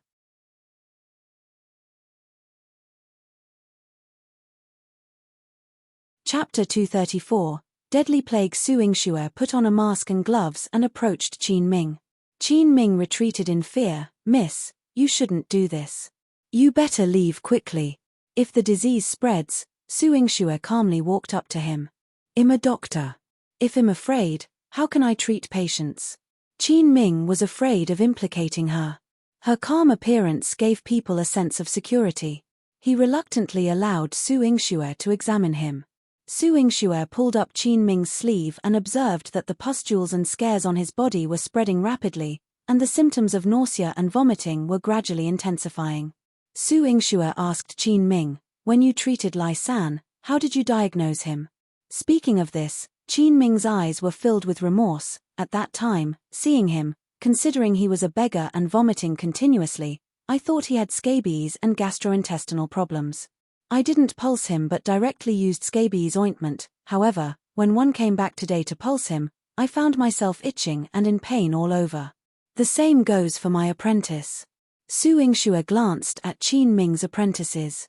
They both exhibited the same symptoms as Qin Ming, and it seemed more severe for them. One of the apprentices said, "Yesterday, one was the one who applied medicine and cleaned clothes for Lai San, with direct contact. So I am in worse condition than master and junior brother." Qin Ming looked at his body covered in pustules and scars. He felt guilty. He felt even more sorry for Su Yingxue. After practicing medicine for so many years, he never expected to be careless at times. Su Yingxue wore a mask as she pondered.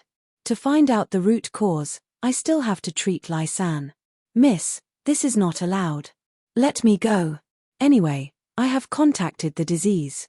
This time, I'll definitely figure it out. Miss, your health is precious. If anything happens to you, our clinic will collapse. If one can't diagnose this disease, even if one die from it, it's my fate." Qin Ming stopped Su Yingxue. Su Yingxue knew that his worries were reasonable, so she followed him to the treatment room. After discovering that Lai San had an infectious disease, Manager Qi isolated him in the same treatment room as before.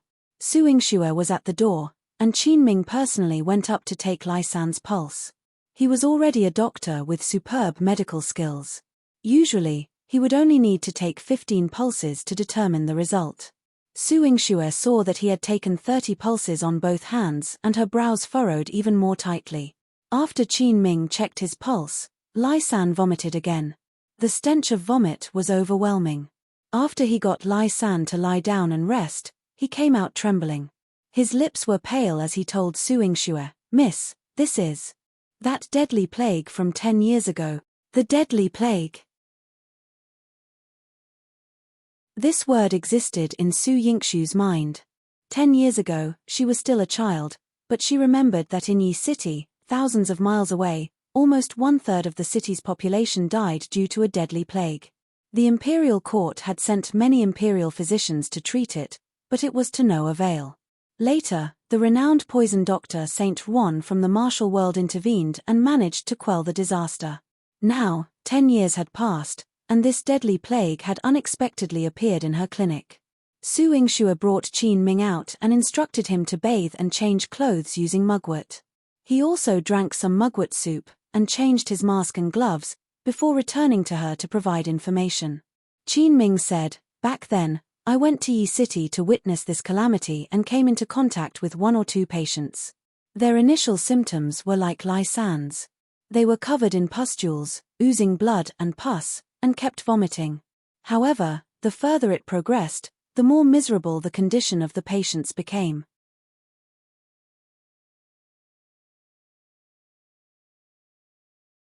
Chapter 235, Liu Shulan's viciousness. The deadly plague was vicious in that it corroded from the inside out.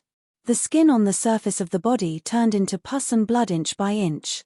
The more he vomited, the more his internal organs gradually turned into pus and blood. This was the first time Su Yingxue had heard of such a shocking symptom. "Do you still remember what method the poison doctor used to treat the patient who had the deadly plague?" Qin Ailing shook his head disappointed. "The poison doctor is eccentric and elusive. Very few people have seen him, so how would they know what method he used?" Su Yingxue thought of the symptoms and thought for a while. "One can't think of a way to treat him, but we can't afford to do nothing. Let's first think of a way to protect the internal organs of the infected individuals. Then, we'll use some ointment to treat the scars. We'll stabilize them first and see how we can treat them next." Qin Ming sighed. "It can only be done this way. The appearance of this disease in Jiangdu City will definitely cause panic. If the news of our clinic spreads, everyone in the clinic will be doomed. Don't be so pessimistic. This clinic was opened by me, Su Yingxue. If anyone is to die, it will be me first. As long as I'm alive, you all won't die." Su Yingxue's determined gaze gave Qin Ming courage. As an experienced doctor, Qin Ming naturally knew how to medicate himself. During this period, he and his apprentices continued to take care of Lai San. Su Yingxue would personally take care of Manager Qi and observe his condition. When Su Yingxue applied medicine for Manager Qi's eyes were red. "Miss, don't bother about me. I'm already so old, and life and death don't matter much. As long as you're still alive, bring old master's belongings and return to the Marquise Manor." Burn this place with a fire. You can still manage that branch in the west of the city. Su Yingxue smiled. Both are under Tongchang Medical Center's brand. If we burn down this place, would there still be people going to the clinic in the west of the city? The imperial court wouldn't agree to it for now. Moreover, do you think that one can run away after returning to the Marquise Manor? Most likely, 111 be caught and brought back, and the clinic will be burned down along with it. Manager Qi realized the logic in her words. No matter what, Su Yingxue couldn't escape. Once he thought it through, he began to wipe his tears. Sigh, I'm really useless. I couldn't take good care of you for old master and even let you die with us. Who said I'm going to die? Do you really not trust your boss, me? My mother is no longer around, so I can't cure this illness. Su Yingxue raised her eyebrows. Miss.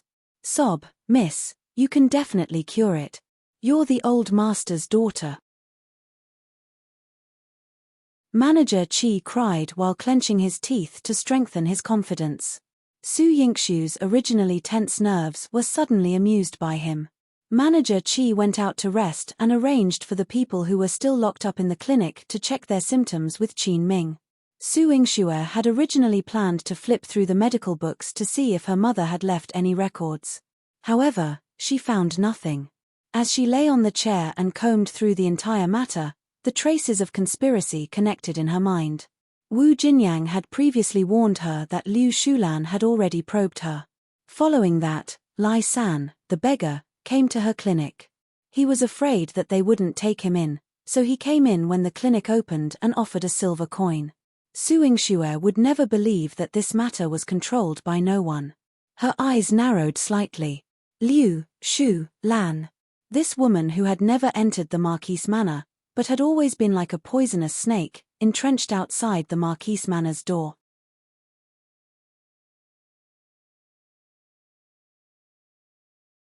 Chapter 236. Fire the medical center. Perhaps she had real skills, but how did she manage to infect Lai San with the terrifying infectious disease that haunted people 10 years ago? In the Hall of Diligent Government, Chu Mingyuan listened as Liang Jin reported the events at Su Yingxue's clinic. His thick black brows furrowed together like looming peaks. Minister Liang, is it true that there is an infectious disease in Su Yingxue's clinic? Liang Jin held the jade board in his hand and his expression was solemn. I received a confidential report and sent someone to Tongchang Medical Center to investigate. The door of the medical center was tightly shut.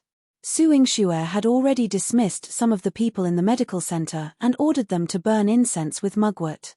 They were also shut at home and were not allowed to go out. There was another group of people in Tongchang Medical Center. According to those who went to the clinic that day, Tongchang Medical Center had treated a beggar covered in pus and wounds that day. The symptoms of that person were exactly the same as the deadly plague in Yi City 10 years ago. The words deadly plague were like a clap of thunder that exploded in the court. Deadly plague? This was a deadly infectious disease. How can it appear in Jiangdu City? Your Majesty, please quickly isolate the people in Tongchang Medical Center. Don't let them spread the disease. This deadly plague can take lives. Su Yingxue's so-called medical center is nothing but a Yama's palace. The courtiers were in a state of anxiety and discussing animatedly. Su Dingheng, who was standing in the court, became the target of everyone's attacks. He was pierced like a sieve by the gazes of the civil officials and generals. However, he couldn't say a word.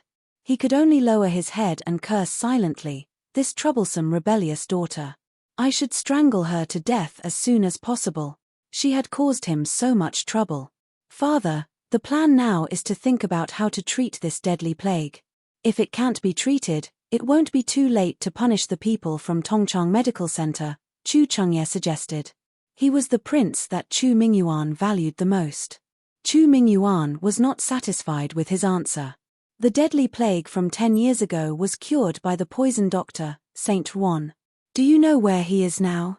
Chu Chengye choked. I don't know. However, he remembered that it was Chu Yihan who had invited the poison doctor to cure the disease in Yi City back then. If this matter was handed over to Chu Yihan, he could also handle it well. However, He didn't want to take credit for Chu Yihan. Chu Jinling wasn't as petty as him. He shouted bluntly, "Imperial father, ninth imperial uncle knows." 10 years ago, he was the one who found the poison doctor and resolved Yi City's crisis. Chu Mingyuan didn't blame Chu Jinling for being straightforward. It was because he didn't want his ninth brother to show his face again. 10 years ago, he had already established his status as an immortal in the hearts of the people. If he were to find the poison doctor again this time, he would gain even more popular support. How could he maintain his imperial position? Liang Jin also knew about this, so he secretly looked at Chu Yihan, hoping that this master would give him some reaction. However, Chu Yihan was dressed in a moon-white brocade robe and held a jade pendant in his hand. He stood there as handsome as a statue. His clear stance was evident: "It's none of my business, and I won't get involved." Chu Mingyuan waved his sleeves coldly. The problem originated from Tongchang Medical Center. If we want to stop the deadly plague from spreading, burn Tongchang Medical Center. The court was in an uproar. Most of the people supported Chu Mingyuan's decision, as people are inherently selfish. What was wrong with sacrificing others in exchange for the peace of their own family? Only a few upright courtiers whispered, "Isn't it too cruel to burn down the medical center without providing any treatment? Yeah, there are still lives inside. That Dr. Su is a rare female doctor. She even treated my wife's illness. She treated my daughter's illness too."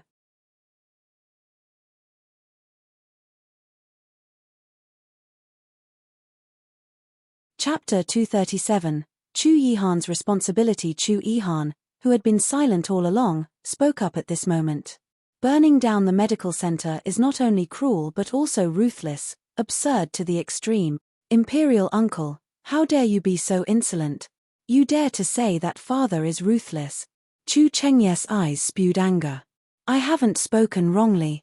Chu Yihan's tone remained calm, but his frosty face made it hard for people to look at him directly. "If I am ruthless, ninth brother, what's your suggestion? Should I send imperial physicians to Tongchang Medical Center, or should I send people to find the poison doctor, Saint Ruan, to resolve this disaster and save Su Yingxue?" Chu Mingyuan deliberately mentioned Su Yingxue's name to poke Chu Yihan's heart. Chu Yihan tightened his grip on the jade pendant. No one could see that under his fingers was the word snow carved on the jade pendant. "I will be responsible for finding the poison doctor and saving the people from Tongchang Medical Center. If anything goes wrong, I'll bear the responsibility." With these words, Chu Yihan left the Hall of Diligent Government. The faces of the officials behind him displayed a variety of emotions. Even Chu Mingyuan gritted his teeth in anger. The moment he left, Chu Mingyuan angrily ordered the courtiers to go home. Chu Jinling jogged behind him. "Imperial uncle, did you really go against father? One heard mother say that this deadly plague is quite scary. At that time, someone in the Xiao family contracted the disease and didn't escape this calamity. What your father wants is not Tongchang Medical Center's life, but my life." Chu Yihan sneered. Chu Jinling smacked his lips awkwardly. He thought, why was it so complicated? He was planning to leave the palace and return to the bookstore and write books, but before he could take a few steps, he was dragged back by noble Consort Xiao's people. Noble Consort Xiao kept him by her side, saying that until the deadly plague was quelled, he was not allowed to leave her sight. Chu Chengye was also brought back by his mother. Chu Chengye lost his temper in the Empress Palace. "Mother, this matter is extremely serious. I can't just stand by and do nothing. I must leave the palace and check the situation at Tongchang Medical Center." "Have you gone mad? That's the deadly plague. Don't you care about your life? Do you not care about your mother's life?" The Empress angrily smashed a cup of tea, and tears were about to fall. Her eldest son, Chu Xiuwen, was now half-crippled. Chu Chengye was her only son who was still intact. There's no way she would let him go to his death. "Mother, I will be careful. That deadly plague may not be that severe. I want to retrieve the situation for father. Otherwise, the credit will fall to Imperial uncle again." Chu Chengye looked anxious.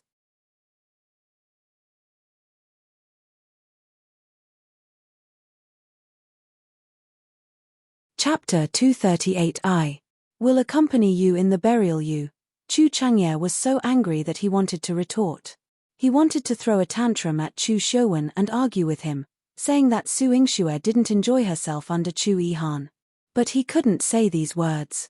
Because even he himself wasn't sure. Chu Yihan was such a cold and heartless person. He would take the blame for the Tongchang Medical Center incident on himself and bear the responsibility. It was all for Su Yingxue. Chu Changye went to the side hall sullenly. He didn't want to face his third brother and mother, and even more, he didn't want to face. Chu Yihan was more willing to part with Su Yingxue than he was to Su Yingxue. Su Yingxue knew that this matter would definitely cause a stir in the imperial court, but she didn't expect that the person who came was actually Chu Yihan. Chu Yihan stood at the door with his soldiers and called out to her, "Su Yingxue, Your Highness, I'm here." Hearing Su Yingxue's voice, the haze in Chu Yihan's heart dissipated a little. He stepped forward and was about to walk to the door of the clinic when Liang Jin's eyes widened. "Your Highness, it's dangerous. It's better to stay further away." He was worried that Chu Yihan might also contract the illness. Chu Yihan didn't heed his advice. He stood at the door until he could clearly see the silhouette of Su Yingxue on the door frame. He reached out and pressed on the door frame where her head was. He asked gently, "Are you all right? With me here, there's no need to be afraid." Su Yingxue's heart was filled with warmth. "Your Highness, don't worry. I'm safe and sound. I'm not infected." "Sister." Su Hao also rushed out of the military camp. He was stopped by Liang Jin. "Young general, don't get close. You hold a crucial position, and your safety is connected to the well-being of many soldiers in the army. Please step back, step back." Liang Jin couldn't push Su Hao alone, so he called many palace guards to help, finally pushing Su Hao a few steps back. Su Yingxue heard Su Hao's voice and answered him loudly, "Brother, don't worry. It'll be fine." "How can it be fine? This deadly plague is very dangerous." "Sister, why are you?" Su Hao gritted his teeth. A man of 7 feet, usually composed, couldn't help but turn red eyes at this moment. If his sister died in this disaster, how could he face his grandfather? How could he have the face to meet his deceased mother? He was her older brother. He should be inside protecting her. "Brother, coming in won't help. You're not a doctor who doesn't know how to treat illnesses, but I do. I promise that one will definitely cure the patient." Su Yingxue shouted at Su Hao. The more she said this, the more uncertain she felt. Because she still hadn't figured out how to cure this deadly plague. "Your Highness, can you find the poison doctor?" Su Yingxue's eyes were filled with hope. Chu Yihan didn't conceal the truth from her. "I've sent people to look for him, but the chances aren't high. Has always been homeless." Su Yingxue smiled bitterly. "Is that so? That means that this calamity is destined to happen to me." "Su Yingxue, listen up. One guarantee in front of my imperial brother that if you can cure this illness, one will live in peace with you. If you can't cure it, my imperial brother will burn down the medical center and I will accompany you in the burial." Chu Yihan's voice was very soft, but when it reached Su Yingxue's ears, every word was like a huge rock smashing into her heart. "What? How can it be like this? How can the emperor treat you like this? You quickly go and tell the emperor, I can burn down the clinic, but one don't want you to die with me." Su Yingxue's eyes turned red. How could she let Chu Yihan die with her? He was the revered god of war of the great Cheng dynasty. How could he be ruined by her? "I volunteered for this. Su Yingxue, if you die, there is no point in me standing in the imperial court." Chu Yihan's fingers traced her silhouette on the door frame.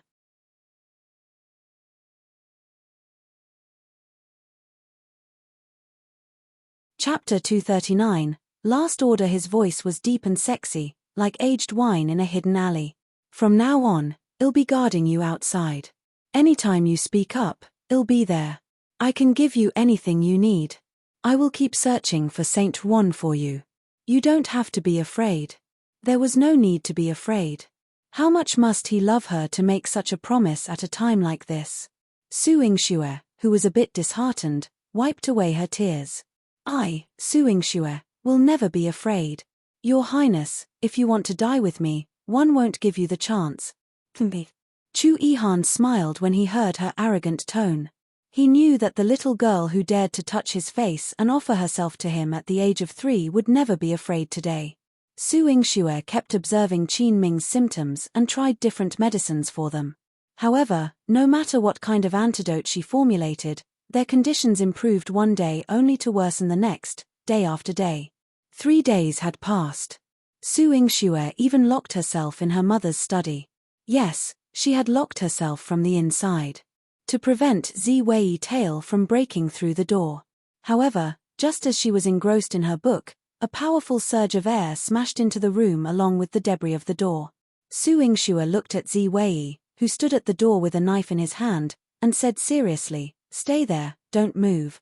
Ziwei didn't budge. "Let me protect you. Stand there and don't move. Stay away from me is protecting me. This disease is so severe. Just because I'm not showing any symptoms doesn't mean I'm not infected. You're not allowed to come near me, step back." Su Yingxue had always been gentle to him, but this time, she berated him sternly. She was as serious as she could be. Ziwei didn't get close, but he also refused to step back. His eyes were stubborn. "I want to stay with you. What's the use of you accompanying me now? Can you cure patients for me? If one infect you, it will only add to an innocent life." Su Yingxue berated him sternly, finally making him take a step back. However, he quickly returned to his original position. His voice was not as cold as usual. There was a hint of frustration. "Can one help you with anything?" Su Yingxue blurted out. She wanted him to stay as far away as possible. That would be the greatest help he could offer her. However, it was better to let him do some serious business than to send him away. "Go to Yaoguang Garden and help me keep an eye on Liu Shulan. In these days that I haven't left the medical center, keep an eye on her. I want to know her words, actions, and the places she usually goes. When I leave the medical center, report all these things to me in detail. Got it?" Ziwei nodded solemnly. Got it. He would definitely follow her orders and keep an eye on Liu Shulan. But he dared not leave. The purple hue at the end of his eyes became even deeper. Under the moonlight, it sparkled. There was even a trace of trembling. That's right. He was afraid. He had been raised as a weapon since he was young. He had never dared to have human feelings, let alone so many emotions. But now, he had feelings and emotions. He was worried about Su Yingxue. He was afraid once he left, he might never see her again. Ziwei, 111 give you one last order. If I can't leave the medical center, you have to live well in the future. Find a doctor to heal your body. Live as long as you can. If you live one day less, even if you see me in Yama's palace, I won't be your master anymore. Su Yingxue's eyes were filled with beautiful wishes. Ziwei's throat was choked with sobs. He struggled to make a sound. Yes, master.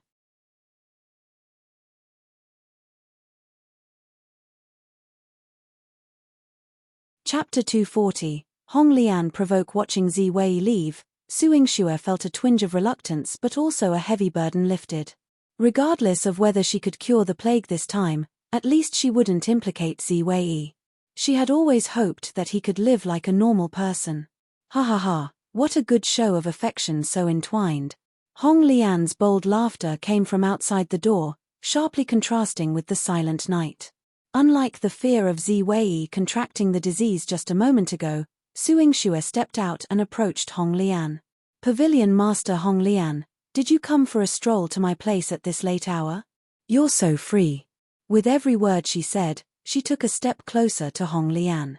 She didn't bring assassin number 19 with her today, and her eyes that were blinded by her poison had also recovered their sight. Her long hair fluttered in the moonlight, and her eyes were full of pride. As someone nearing death, of course, one have to take a few more glances at you. Otherwise, when your body starts to decay and pus, not even the features can be distinguished. That would be quite unappetizing. Su Yingxue stood in front of Hong Lian, a seductive smile blossomed on her beautiful face. Pavilion Master Hong Lian, How do you conclude that I'm nearing death? You can't cure the deadly plague. Hong Lian inched closer to her, her eyes filled with cold and mockery. She looked down on her with pride. It was as if she was the blazing sun, and she, Su Yingxue, was just a dying cicada after a summer. However, Su Yingxue's smile became even brighter. You clearly know that I can't cure the deadly plague, yet you come so close without any fear. Pavilion Master Hong Lian, I'm afraid that this deadly plague was your doing, right? Hong Lian's eyes gleamed sharply as she grabbed Su Yingxue's neck. Are you deliberately testing me?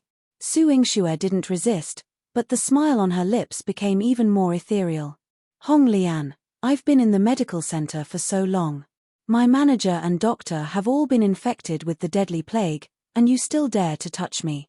It seems that not only is the deadly plague your doing, but even the poison doctor, Saint Wan, is also under your control, right?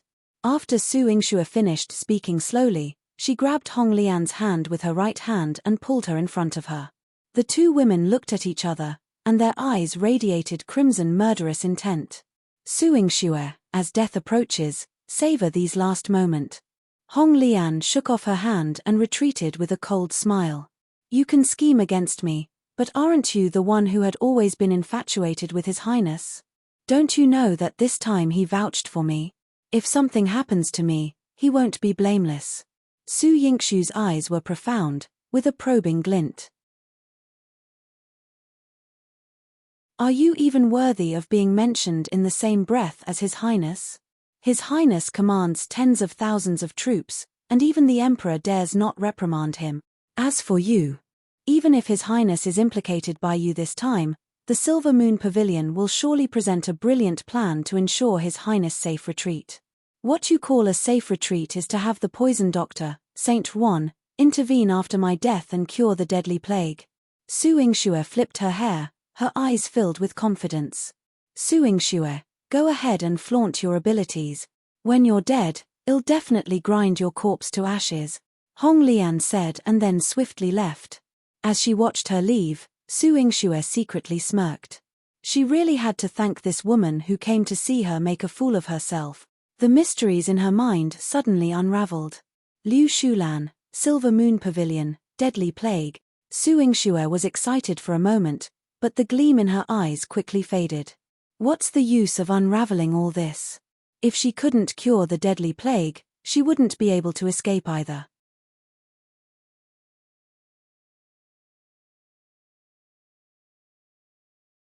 Chapter 241. The antidote to fight poison with poison. However, Hong Lian's words made her feel more at ease. Chu Yihan wouldn't lose his life because of this. As for the mention of being buried together, Su Yingxue pressed her hand against her chest. She kept these words in her heart, a warmth to console herself. Another night passed, and Qin Ming and the others gradually showed signs of physical exhaustion. His eldest disciple was the first to cough up blood, and he already had some symptoms of fainting. Manager Qi came to tell her weakly, "Miss, Lai San is in critical condition. This time, I'm afraid we're really in trouble. Miss, you haven't contracted the disease yet. It's better to leave quickly. If you survive, there's still a glimmer of hope for our medical center and the old master." In this short period of time, it was normal for no one to be able to cure this deadly plague. It would be abnormal if someone did. Su Yingxue had been busy for a few days and felt a little dizzy. She wore a mask and shook her head hard.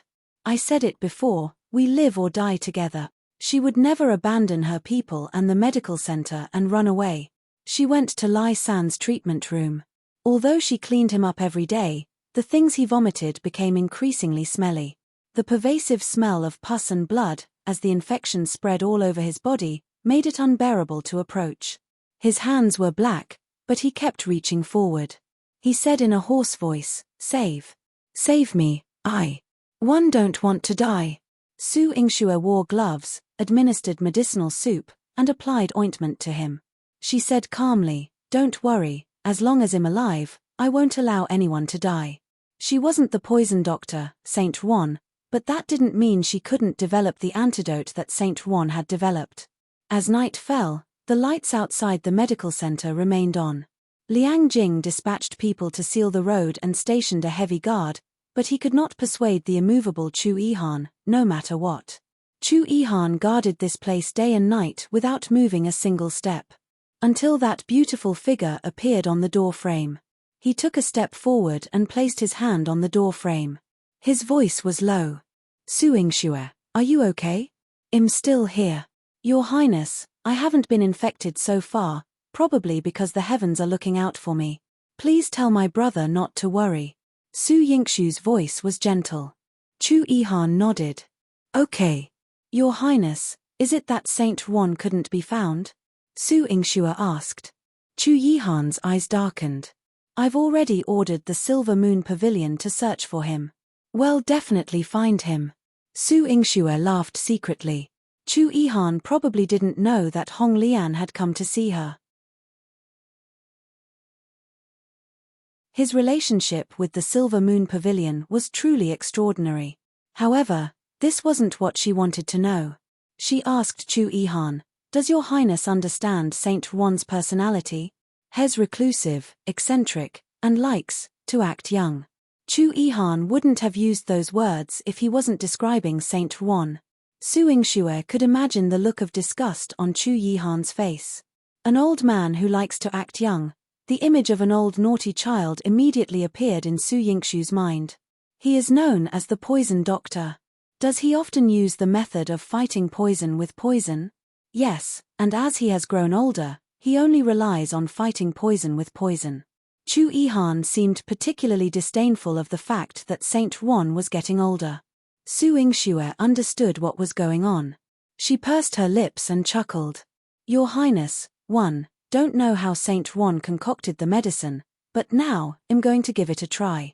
After she finished speaking, she turned around and was about to leave. Wait. Chu Yihan called out to her, tell me when you've concocted the medicine. Sure. Su Yingxue agreed readily. She locked herself in the treatment room for a day and a night. Using what she had learned and what was recorded in her mother's letter, she made a bowl of thick poison soup with the venom of the beetle, scorpion juice, and other poisons.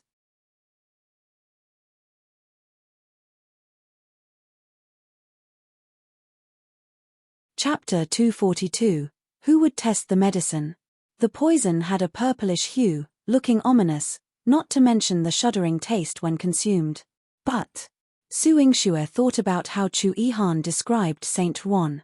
The older he got, the more he relied on poisons. This deadly plague was a contagious poison. If he used poison to counteract it, it might just kill the plague. Yet, she couldn't be certain of the potency of this concoction. Manager Qi looked at the poison she had concocted and trembled. Miss, are you really going to fight poison with poison? Su Yingxue looked at the bowl of poison that she had concocted and smiled bitterly. Do you have a better idea? Well, why don't we let the doctor in the clinic study it for a few more days? With Ninth Prince outside as our guarantor, Miss doesn't have to be so anxious. Although Manager Qi didn't explicitly say that he didn't explicitly express doubt about Su Yingxue, he was deeply concerned about the toxicity of the medicine. It would be great if it could be cured, but if it couldn't, you don't have to worry. I won't let you test the medicine. Su Yingxue reassured him with a smile, her mind already calculating the possibilities as she looked at the antidote she had prepared. Manager Qi saw her calm expression and thought, Lai San is already on the brink of death, so letting him try the medicine wouldn't hurt. If Miss decides so, I'll bring this medicine to him. Su Yingxue didn't answer him. Instead, she personally carried the medicine to Lai San's treatment room. As a beggar, he had never seen much of the world. Su Yingxue was as beautiful as a fairy and had taken care of him for so long. Every time she came, Lai San felt like he had seen the hope of life. His filthy face broke into a smile. Fairy. Fairy. However, when he saw that the medicine in Su Yingxue's hand was purple-black in color and had a very strong smell, the fear of death made him subconsciously shrink back into the bed. It's poisonous. This medicine was poisonous. What are you doing? One don't want to die. Of course, you don't want to die. Who in this world wants to die? Su Yingxue didn't tell Manager Qi the truth. Manager Chi had always hated Lai San for putting them in this predicament and didn't treat him well. Lai San was so scared that he curled up in the corner of the bed and cried, "I was wrong. I won't be greedy anymore. One want to live. One want to live." Su Yingxue hadn't questioned Lai San for the past few days. Firstly, because his condition was critical, and secondly, because he was an inconspicuous beggar who likely wouldn't have anything valuable to say. However, since he had said it, Su Yingxue couldn't help but ask, "Did someone give you money to come to my clinic?" Yes. It's a lot of silver coins." Lai San's eyes gleamed. He had taken 2 stacks of silver coins and there was another stack hidden in a soil jar under a tree outside the city. He originally thought that after finishing this task, he could go back and enjoy a few hearty meals. Little did he know that as soon as he entered this clinic, he almost died here. "Who gave you the money? Who is trying to harm the clinic?" Manager Chi was so agitated that he wanted to beat Lai San up. "No. I don't know." Lai San's eyes were vacant, and his language was limited. All he could say was that the person who gave him the money seemed like a respectable, wealthy individual. Such people were abundant in Jiangdu City. Manager Chi was confused, but Su Yingxue had long understood. She came over to check on Lai San's condition. Seeing that Lai San was so terrified, she comforted him. "Don't worry, one won't let you drink this medicine. I'll only use it to treat you if it proves effective after testing." "Miss, if you don't let him test the medicine, who do you want to test the medicine with?" Manager Chi's heart skipped a beat.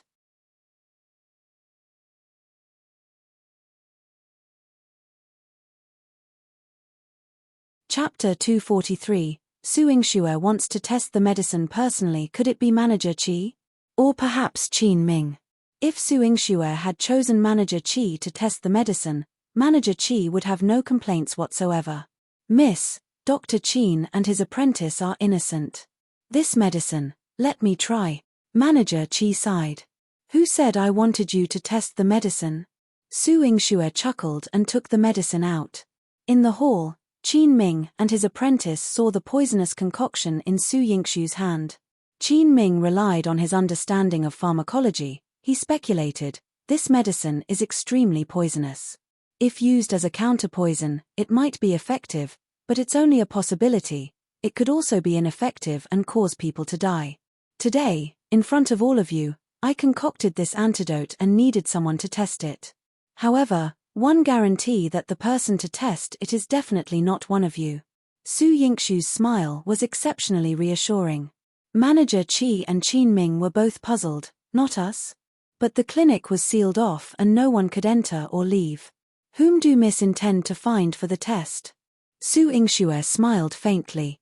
"If we can't get out of the clinic, I assent there still me." "You, Miss." Manager Chi and Qin Ming said in unison.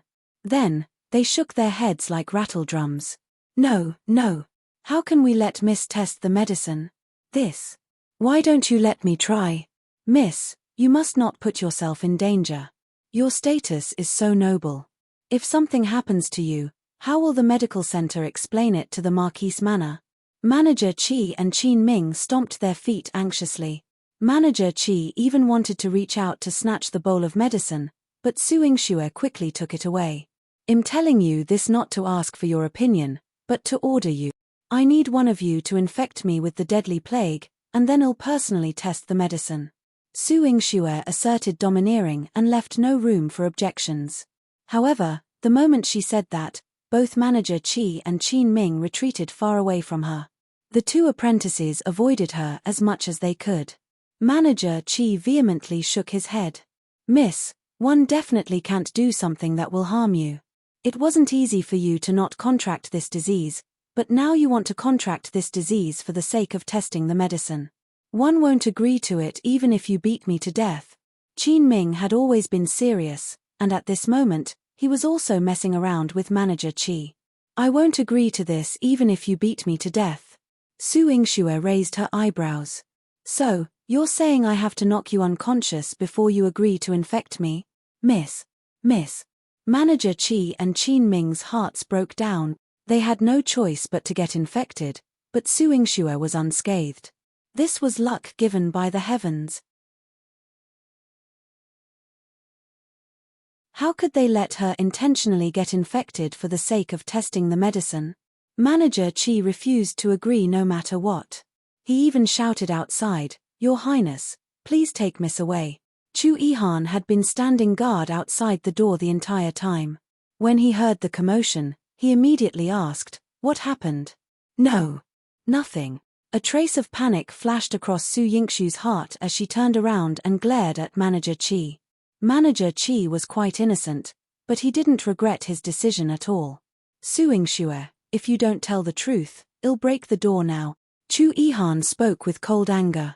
"Your Highness, you can't. If the door is broken, the deadly plague will spread out and the entire Jiangdu city will be in jeopardy." Liang Jin knelt in front of Chu Yihan. Chu Yihan's brows were tightly furrowed as he shouted from outside the door, "Su Yingxue, what are you doing inside?" Su Yingxue's scalp went numb. With Chu Yihan's personality, he could break in. After all, her door was not as sturdy as the palace's door. Chu Yihan could break it open with one palm without using the Qingfeng sword.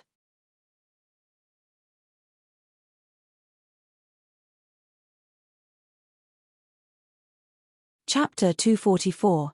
Chu Yihan entered the medical center. She helplessly said, "Your Highness, you should know the meaning of the word a doctor's benevolence, right? What are you trying to say?" "I mean, as a doctor and the owner of Tongchang Medical Center, it's my responsibility when something like this happens. I have to be accountable for the medical center, and more importantly, for the patients. Get to the point." Chu Yihan interrupted her bluntly. Su Yingxue immediately lowered her voice, "I want to get infected and test the medicine myself."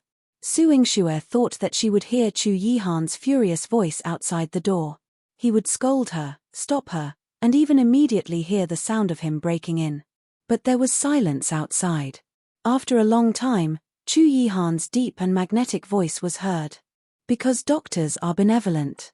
Do you have to do this?" "Yes." Su Yingxue nodded seriously. No doctor would let a patient die in front of them. If she was willing to give up, Consort Xiong would already be dead. If she was willing to give up, she wouldn't be worthy of being her mother's daughter. "All right." Chu Yihan's voice was steady and reassuring. "Wait a moment. I still have something else to tell you." When Su Yingxue heard his words, she stood at the door and waited for the time for an incense stick to burn. Her mood gradually became anxious. She wanted to test the medicine as soon as possible and bring closure to this illness. Manager Qi stood behind Su Yingxue was as anxious as a grasshopper in winter. "Why doesn't His Highness persuade Miss?" If the old master knew, she would definitely be sad. Qin Ming nodded. If their old master, Long Shuli, knew that Su Yingxue was using her body to test the medicine, she would definitely be heartbroken. But he knew that his old master wouldn't stop her. Because Long Shuli was the same as Su Yingxue, they were both the best doctors in the world. The benevolent heart of a doctor drove them both to put every patient's life before their own, striving to save them. Su Yingxue finally heard some commotion outside the door. A series of footsteps approached the door of the clinic. It wasn't just Chu Yihan. Before Su Yingxue could ask Chu Yihan what he was doing, the door of the clinic was broken open from the outside. Chu Yihan's handsome and upright figure appeared before Su Yingxue, who recoiled in shock. "Have you gone mad? How could he come in at this time like this?" Behind him, Liang Jin led soldiers, clad in thick clothes. His eyes revealed extreme concern. "Your Highness, do you really want to do this? You are the god of war for the people of the great Cheng dynasty. How many people would be heartbroken if he risked his life?" Chu Yihan hadn't stepped into the clinic yet. Not far behind him, Mo Chi had already brought soldiers to kneel. "Master, please don't risk yourself. The great Cheng dynasty needs you. 10 of thousands of soldiers cannot be without a commander." Mo Chi knelt on the ground and kowtowed until his forehead was broken. Chu Yihan turned a deaf ear to their pleas. After entering the clinic, he ordered Liang Jin, "Seal the door." Liang Jin saw that Chu Yihan was so determined, and he could only grit his teeth and order his subordinates, "Seal the door." No one is allowed to enter or leave before the epidemic is resolved. Soon, the door of the clinic was sealed. Su Yingxue looked at Chu Yihan, who had just walked in. Shock, worry, heartache, and countless other complicated emotions flooded her heart like seawater. She even muttered childishly, "Is it still useful to push you out now?" Chu Yihan shook his head. "Liang Jin has already sealed the door. He won't open the door until I tell him that the deadly plague has been cured." Su Yingxue lost control of her anger. "Chu Yihan, how can you be so willful? If you disregard your life, countless people in the great Cheng dynasty still need you as their faith, they still need you to live well."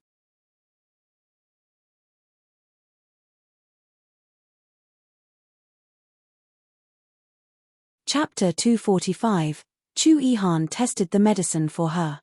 Chu Yihan found her quite adorable with the face mask on. He ruffled her hair and said, "But I only live for myself." This statement forced Su Yingxue's tears back. She huffed coldly at Chu Yihan. "It's useless even if you come in. You're not a doctor and don't know how to treat illnesses. But one can help you test the medicine." Chu Yihan's warm breath brushed against her ear, making her ear tingle. Su Yingxue's heart was instantly set ablaze. Before she could react, Chu Yihan had sealed her acupuncture points, and she stood rooted to the ground, unable to move. "Chu Yihan, what are you doing? Let me go!" Su Yingxue shouted desperately. Chu Yihan directly lifted her and asked Manager Qi, "Are there any clean places?" "The third floor is Miss' room. Your Highness can arrange for Miss to stay there," Manager Qi told Chu Yihan considerately.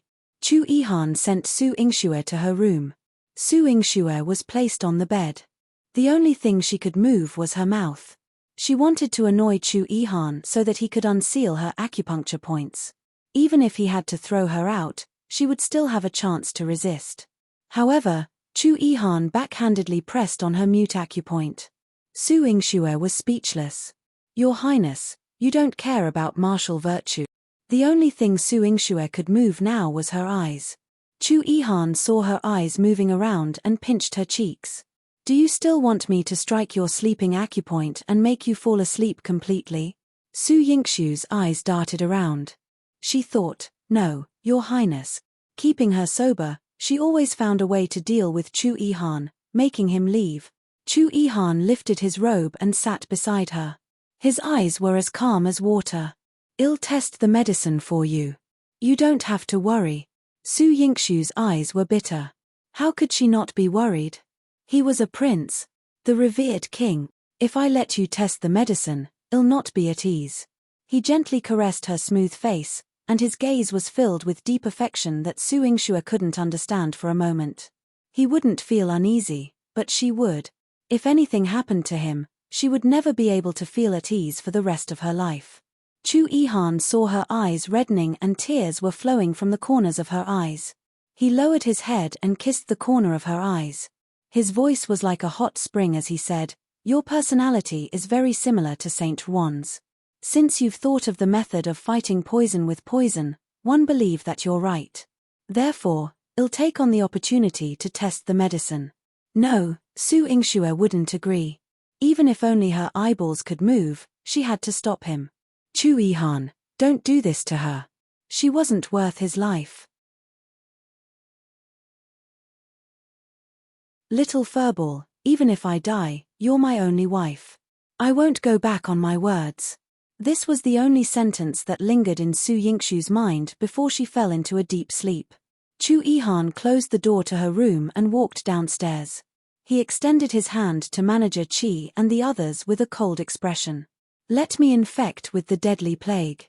This, Manager Qi shivered in fear. Qin Ming and the two apprentices retreated continuously. "Your Highness, you are the supreme ruler, commanding the three armies. This is not permissible. Do you intend to defy my orders?" Chu Yihan's eyes emitted a dangerous aura, and the atmosphere in the entire hall dropped, making everyone's breathing quicken. Manager Qi shook his head. "Your Highness, we didn't even allow Miss to test the medicine. How could you? I don't want to say it a second time." Chu Yihan remained calm and decisive. No one dared to disobey him.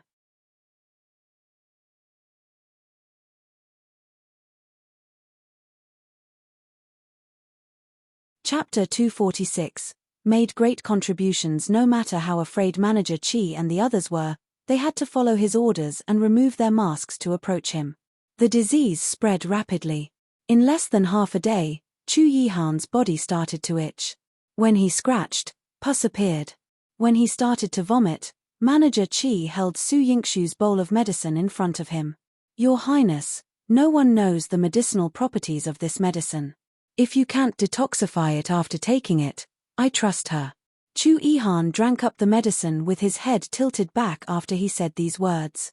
The people in the medical center not only admired Chu Yihan's courage but also respected his determination. Su Yingxue slept for a long time, and her dreams were filled with nightmares. She called out in a hoarse voice, Chu Yihan, Chu Yihan, Chu Yihan, this madman, this foolish prince. He disregarded everything, broke in, knocked her out, and even helped her test the medicine. He was an unparalleled fool. Chu Yihan. Su Yingxue seemed to have broken through the shackles of her body. She suddenly sat up on the bed and almost punched someone in the face. Her hand was grabbed by someone, and Chu Yihan's deep and sexy voice was heard, there's no other face in the entire Great Cheng dynasty that's as good-looking as mine. Take a good look. Su Yingxue pinched herself hard. It hurts. It wasn't particularly painful, but Chu Yihan was really shameless. Your Highness, you're still alive. Or are we all dead? Su Yingxue looked at him in a daze. Chu Yihan's face darkened. You, as a doctor, how could you ask such a stupid question? That's right. She was a doctor. Senior. Oh no, a junior in experience. Su Yingxue grabbed Chu Yihan's wrist and checked his pulse. His pulse was stable and his body showed no abnormalities. She would never believe that she was just dreaming. Could it be that my medicine? Su Yingxu's eyes were filled with disbelief and also carried a hint of joy. Dr. Su, you've made a great contribution this time and cured the deadly plague. Have you thought about what rewards you want when you go to the court in the future? Chu Yihan smiled. It was like the wind in March, warming up one's heart. Tears of excitement welled up in Su Yingxu's eyes. She reached out and hugged Chu Yihan, her voice slightly hoarse. Your Highness, thank you. He trusted her so much. He had risked his life for her. There were still some scars on Chu Yihan's body, but the deadly plague had already been treated. As long as he applied ointment on these scars, they would heal in 2 to 3 days. When he recovered, the crisis in their medical center would be resolved. Su Yingxue brought him downstairs and saw that Manager Qi and Qin Ming were wearing masks, but the sores on their faces had all disappeared. Everyone exchanged smiles.